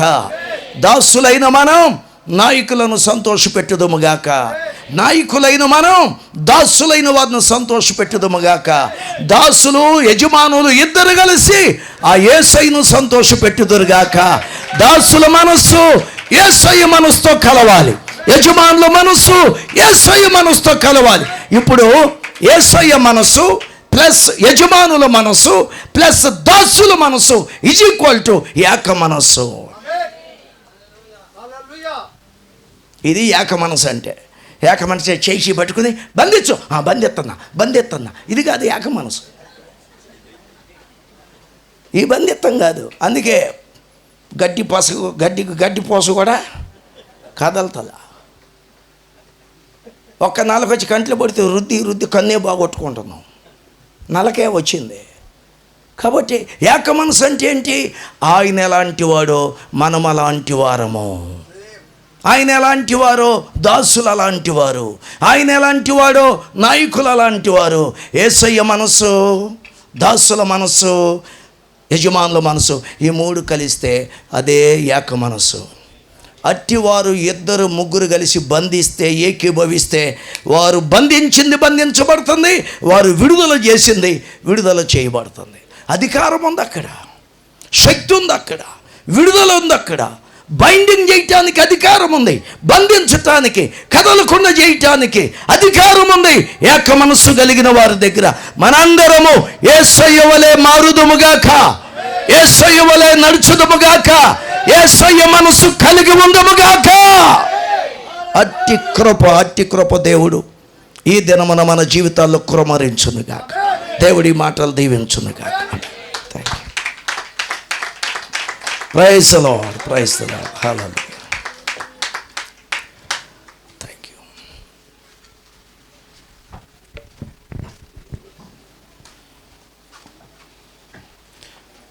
దేవుని బలమైన మాట ఈ పగటి వేళ సమయంలో దేవుడు మనందరితో మాట్లాడి ఉండగా అందరూ కళ్ళు మూసుకోనండి, అందరూ కళ్ళు మూసుకోనండి. ఈ పగటి వేళ దేవుని సన్నిధిలో ఉన్నటువంటి ప్రియ దేవుని జనాంగమా,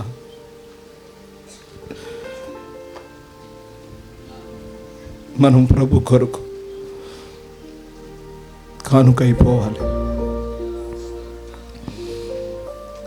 మనము ప్రభు కొరకు కానుకైపోవాలి.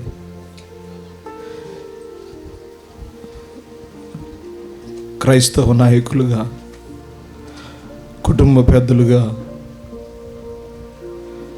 కుటుంబ నాయకులుగా ఉన్నటువంటి మనము, సహవాస నాయకులుగా ఉన్నటువంటి మనము ఎవరిని సంతోషపెడుతున్నాం? మనం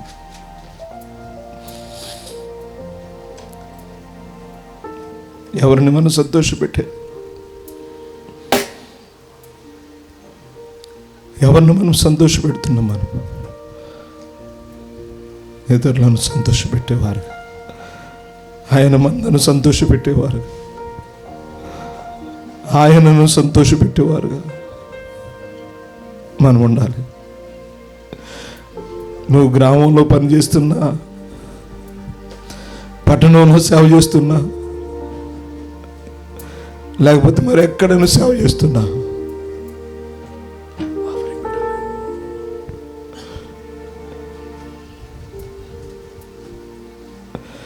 ఎక్కడ సేవ చేస్తున్నా ఇతరులను సంతోషపరుస్తూ, నాయకులను సంతోషపరుస్తూ, మందను సంతోషపరుస్తూ, అన్నిటికంటే ప్రాముఖ్యంగా దేవుణ్ణి సంతోషపరిచేవారుగా మన లివింగ్, మన జీవనము ప్రభుని సంతోషపరిచేదిగా ఉందా? సజీవ యాగంగా మనల్ని మనం ప్రభుకు అప్పగించుకుందాం. ఒకసారి పరిశీలన చేసుకుందాం. సేవకులైనా విశ్వాసి అయినా మనమందరము సంతోష పెట్టవలసింది ప్రభునే.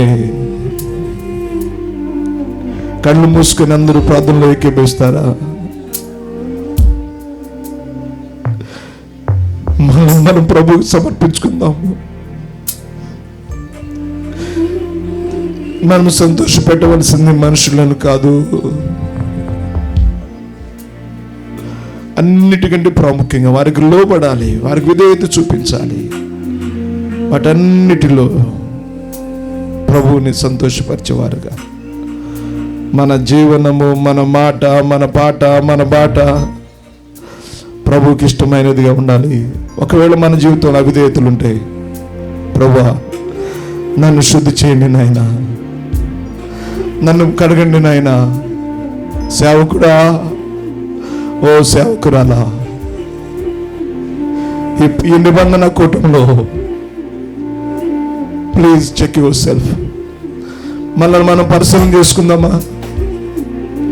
మనల్ని మనం పరిశీలన చేసుకుందామా? మనమందరం లేచి నిలబడదా. ఎవరు బయటికి వెళ్ళదు. ఈ ప్రాంగణం దాటి ఎవరు బయటికి వెళ్ళడానికి కాదు మిమ్మల్ని నుంచోబెట్టేది. ఒక చిన్న తీర్మానంతో ఇక్కడి నుంచి నువ్వు వెళ్ళాలి. Lord help me lord. ప్రభువా సహాయం చేయమైనా నిన్ను సంతోషపెట్టేవారిని ఉండడానికి. పరిశుద్ధాత్మదేవా నీ సహాయం కావాలయ్యా. పరిశుద్ధాత్మదేవా నీ సహాయం కావాలయ్యా. దేవుని సహాయం అడుగుదామా మనము? దేవుని సహాయాన్ని మనం అడుగుదామా? రెండు చేతులు పైకెత్తుదామా? గొప్ప అనుకూలమైన సమయం ఇది. ఒకసారి మనం పరిశీలన చేసుకుని, ప్రభా నా పరిచర్యలో, నా మాటలో, నా బాటలో, నా రాకడలో, నా బోధలో నిన్ను మహిమపరిచేవాడిని నన్ను ఉంచు నాయన. చాలా సందర్భాలు అలా చేయాలనుకుంటున్నాను, కానీ నా వల్ల కావటం లేదు నాయన. చాలా సందర్భాలు అలా జీవించాలనుకుంటున్నాను, కానీ నా వల్ల కావటం లేదు. పరిశుద్ధాత్మదేవా, నన్ను నీకు అప్పగించుకుంటున్నాను ఆయన. అని మనల్ని మన ప్రభుకి అప్పగించుకుందామా? మనల్ని మన ప్రభుకి అప్పగించుకుందామా? నోరు వేసి నోరారే ప్రభుకి, అయ్యా I'm here to surrender my self lord. నన్ను నేను నీకు అప్పగించుకుంటున్నాను ఆయన. నన్ను వాడుకోనైనా, నన్ను నీకు మహిమపరిచేబిడ్డగా వాడుకోనైనా. నేనున్న ప్రదేశాల్లో నిత్య సేవ చేసే క్షేత్రాల్లో నిన్ను ప్రభు, నేను నిన్ను మహిమపరిచేబిడ్డగా నన్ను నిలబెట్టున్నాయన. నా శక్తి చాలటం లేదు, నా బలము చాలటం లేదు, నా జ్ఞానము చాలటం లేదు నాయన. పరిశుద్ధాత్మదేవనైనా నీకు సంపూర్ణముగా, పరిశుద్ధాత్మదేవనైనా నీకు సంపూర్ణంగా నేను సమర్పించుకుంటున్నాను ఆయన. మనల్ని మన ప్రభుకి అప్పగింద. రెండు చేతులు పైకెత్తండి, రెండు చేతులు పైకెత్తి లెట్ us surrender. మనల్ని మన ప్రభుకి అప్పగించుకుందాము. యేసు నీవే కావాలయ్యా, నాతో కూడా రావాలయ్యా. యేసు నీవే కావాలయ్యా, నాతో కూడా రావాలయ్యా. గనుడా నీ దివ్య సన్నిధి నన్ను ఆదుకొనే నా పెన్నిధి. గనుడా నీ దివ్య సన్నిధి నా పెన్నిధి. నీవే కావాలయ్యా, నాతో రావాలయ్యా. నీవే, అందరూ అందాం ఈ మాటలు. యేసు నీవే కావాలయ్యా, నాతో కూడా రావాలయ్యా. యేసు నీవే కావాలయ్యా, నాతో కూడా రావాలయ్యా. గనుడా నీ దివ్య సన్నిధి నన్ను ఆదుకొనే. గనుడా నీ దివ్య సన్నిధి నన్ను ఆదుకొనే. నీవే కావాలయ్యా, నాతో రావాలయ్యా. నీవే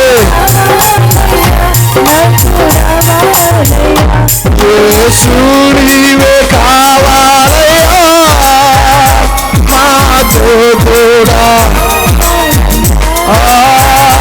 యేసు నీవే కావాలయ్యా, నాతో కూడా. నీవే నాతో వస్తే కొరత నాకుండదు. నీవే నాతో నాకుండదు. నీవే ఆజ్ఞాపిస్తే గది నన్నంటదు. నీవే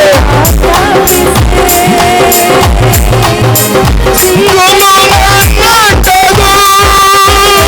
నీవే కావాలయ్యా, అయ్యా. నీవే కావాలయ్యా, నాతో రావాలయ్యా. నీవే కావాలయ్యా, నాతో రావాలయ్యా. నీవే కావాలయ్యా, నాతో రావాలయ్యా. యేసు నీవే కావాలయ్యా, నాతో కూడా. అందరూ అడుగుదామా ఈ మాటను? ప్రభుని అడుగుదామా? నీవే ప్రభా, నువ్వు మాతో ఉండాలి ప్రభాని. కూడా యేసు నీవే మాతో కూడా. పరిశుద్ధాత్మ సహాయం మనం అడుగుదాం. నేనేళ్ళ ప్రతి స్థలంలోని సన్నిధిలో కావాలి ప్రభాని.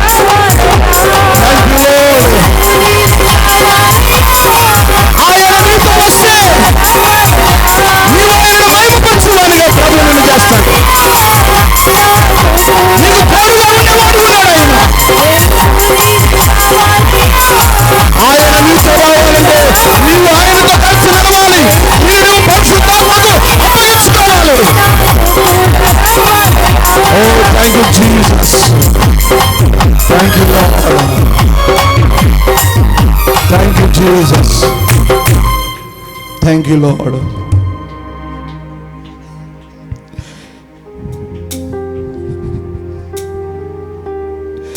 ఈ పగటి వేళ ప్రభు సన్నిధిలో ఈ నిబంధన కూడికలు చేరిన ప్రియ దైవ జనాంగమా, ఆయన మనతో ఉన్నారు. మనల్ని సర్వసత్యంలోనికి మనం నడిపించే దేవుడు ఆయన. ఆయనను మహిమపరిచేవారుగా, ఆయనను సంతోషపెట్టేవారుగా ప్రభు పరిశుద్ధాత్మ దేవుడు, తండ్రి అయిన దేవుడు, పరిశుద్ధాత్మ దేవుడు మనల్ని బలపరిచి దేవుని మహిమపరిచేవారికి చేస్తాడు. మనం ఆయనతో కలిసి నడవాలి. ఆయనతో కలిసి నడవడానికి తీర్మానం చేసుకుందామా? ఎక్కడైనా ఆయనను విడిచిపెట్టావేమో, మన మాటల్లో కానీ మన నడతల్లో కానీ ఎక్కడైనా ఆయన విడిచిపెట్టావేమో, ఈ పగటి ప్రభువా నువ్వు నాతో ఉండాలి ఆయన. నిన్ను మహిమపరిచేవానిగా మీరు నన్ను చేయండి నాయన, నిన్ను సంతోషపెట్టేవానిగా. ఒకవేళ am I making myself happy in my life? నా జీవితంలో నన్ను సంతోషపరిచిపెట్టుకోవడానికి నీకు వ్యతిరేకంగా నేను ప్రవర్తిస్తే, సేవకులకు వ్యతిరేకంగా నేను ప్రవర్తిస్తే, నాయకులకు వ్యతిరేకంగా నేను ప్రవర్తిస్తే, దయచేసి నన్ను శుద్ధి చేయండి ఆయన, నన్ను క్షమించండి ఆయన. నీ పని కొరకు నన్ను వాడుకోను. ప్రియ దేవుని బిడ్డలారా, ప్రియ దేవుని జనాంగమా, విశ్వాసులారా, ఒకవేళ ఎప్పుడైనా నిన్ను నువ్వు సంతోషపెట్టుకుంటూ నీ సేవకుని గాయపరచవేమో,